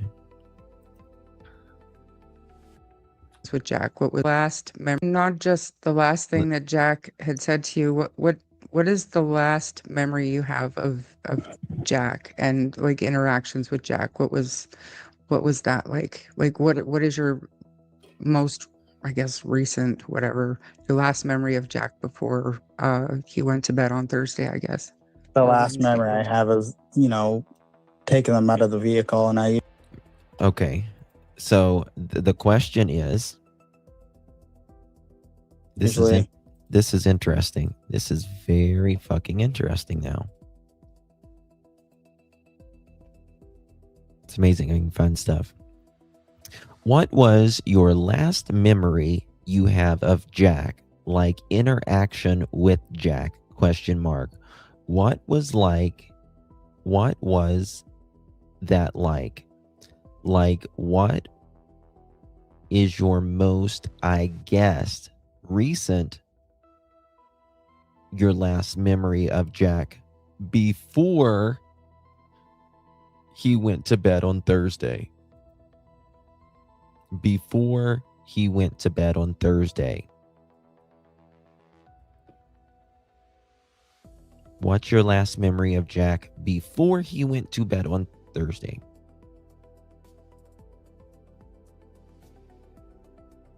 This is important. Last memory I have is, taking them out of the vehicle, and I usually, would walk the kids down to the house. Take the kids down. Taking them out of the vehicle. Taking the kids down to the house.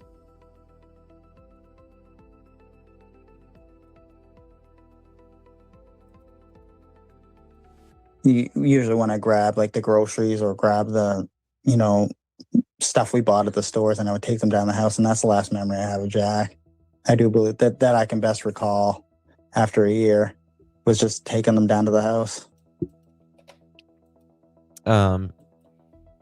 Put a 1 in the chat if you've ever lost a loved one and you remember the very last time you ever spoke to them or talked to them, put a 1 in the chat.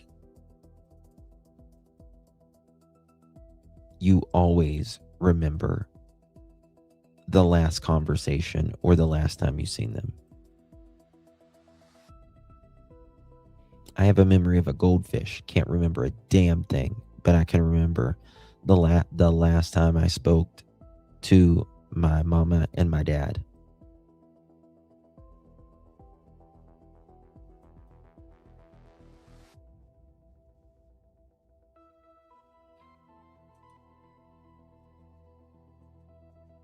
Well, for Jack anyway. Hold on. Under the house. I do believe that I can best recall the stores, and I would grab, like, you know, would walk the kids down to the house. He went to bed on Thursday, I guess. The last memory I have is, you know, taking them out of the vehicle, and I usually, you know, would walk the kids down to the house.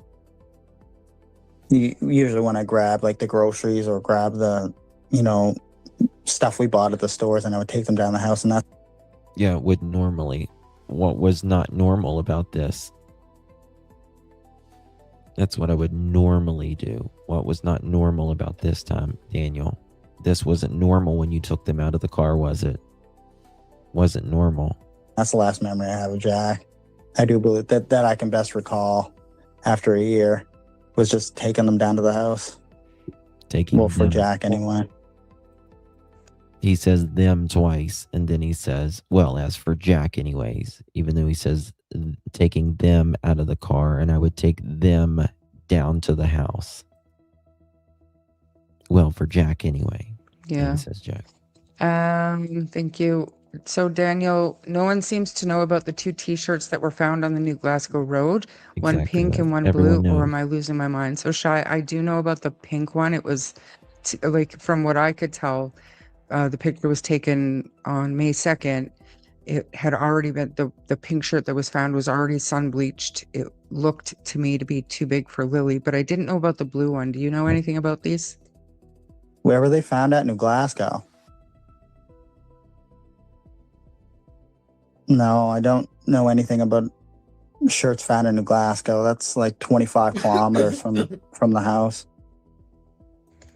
Okay. Yeah, I'm not 100% sure about that either, Shy. Exactly. So why did you turn the lights on Jack and Lily's room at midnight? Was that common for you, or? Yeah, I usually did that. I usually did that all the time. And I don't think people should find that. See, he says, I usually did that all the time, and I don't think people should find that odd. I find it very odd. Particularly that you can't remember between 8 p.m. and midnight, but a little after midnight, you remember turning on the light. Malaya says she wakes up around midnight and you're smoking in the bathroom. And then, not only that, at around 1 a.m., guess what? The neighbors, plural, hear your car fire up, Daniel, and the headlights go out. So yeah, I find it a little odd. A lot odd, actually. Just a ducky. How you doing, baby? Thank you so much for the sun balloon. Appreciate you very much. Sun balloon, appreciate you, love. Check on kids at midnight, but not when they are hungry or going to school. Yeah, right, Daniel. Exactly. Thank you, Just Ducky. Appreciate you, my love. Thank you so much. Very kind of you. Shy, thank you for the 100, my darling. Appreciate you very, very much. Thank you so much. You've been very kind. Very sweeties. Okay, that's odd checking on kids when they're sleeping. They were young kids. I don't. You didn't check on them throughout the night. You didn't check on them that morning.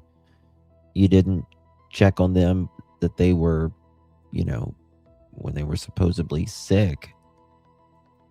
Don't see that as being odd. And it was a little bit after midnight. Yeah, it was a little after midnight. Yeah, wasn't it, Daniel? I used to do Sure was. that, but I would flip on like the hallway light instead of, because I wouldn't want to wake them up. Do you know what I mean? I mean, I would probably throw something at someone if they just turned the light on the middle, like flick the light on. What the fuck? Yeah. Lily and Jack used to sleep really good. Like they never used to wake up there in the middle of the night, not unless they were sick. So I could flip on. Not unless they were sick. But again, you said Lily had a cough. But then you said I wouldn't have kept them home. I didn't think they were sick. On the hall light, but it's just as easy to flip the one on in the room for them and then take a quick look and see they were sleeping and then. For sure, if you're not, if you're not worried that you'd wake the. Yeah, I mean, if these poor kids, they didn't have the nutrition or their immune system, right? Because they weren't being fed good, and just the physical abuse that they went through, and the physical toxic environment that they lived in with the rugs and the rats and everything else in that place. Right, Lori? It's eating her up. It's eating her up, Enoch. She's miserable because of it. And I'm certainly glad. He always says he routinely turned on the children's bedroom's light around midnight to check on them because wouldn't that wake up sleeping children to turn lights on? He said they slept really good, unless they were sick. And that 1 a.m. vehicle movement, I mean, obviously we've seen reports and online discussion about neighbors hearing a vehicle, but my question is why the police did not substantiate. I think they didn't in the beginning, but I will say I think they have now, in my opinion. The kids up. I mean, it's possible. Like I could see it. So Little Red Corvette. Didn't read this one all the way through, but does Daniel know if Malaya knew Hudson, the female VHM mentioned, was going to take the kids? Malaya's father knew Hudson woman really well from Shuby Res. Do you know anything about this Hudson? Yeah. No, I have no idea. I have no idea. Is that Hudson last name, I'm guessing? Sounds like it, yeah. Yeah, I have no idea. I don't know what a VHM is either, unfortunately. Did Malaya ever have a job during her time with you? Bullshit. No, Malaya never worked when she was with me. I think the last time she worked was before Lily was born. I think she was pregnant and she worked at Michael's, like the art and craft store. Yes. Guys, I just realized it is 8:30. I have another live in an hour from now, and I need to go eat. I didn't eat earlier when I cooked. Sometimes after I cook, I just can't eat. I'm like full after I cook. Does that make sense? So I need to go get something to eat. And I'll be back in an hour. We're going to be covering Nancy Guthrie. Thank you, Miss Joyous. Appreciate you all. I had a dream about Jack and Lily last night, and it just was, they were on my heart all day today. And I just thought we cannot let little Daniel and Malaya think we forgot about them. Right? Because we don't forget about Jack and Lily. Even though Daniel and Malaya and them want us to. Not going to happen. Not going to happen anytime soon. So, I know Daniel's like, oh, well, you know, a lot of people stop talking about it and all that. Daniel, if I have to go over the same interviews 1 billion times, if I'm 99 sitting here in a wheelchair, I'm going to be talking about Jack and Lilly. Ooh, my electric just went off. The Lord's talking. Do you see that? The thunder rolls. You see my electric go out? All right, guys. Love you all. Appreciate you very, very much. He seems to get more cocky with each interview. Well, you know where he's going to get a lot of cocky? In the prison. That's where he's going to get a lot of cocky. And I can't wait for him. Can't wait for Daniel to get a lot of cocky up in the clink. Okay. Appreciate you all. Hey, no banana. Oh, she said it. I was just saying Daniel can get some cocky up in prison. That's all. Anywho, appreciate you all. Thank you so very much. I have it's this I don't even know what it's called. It's like it's like a chicken casserole, but it's like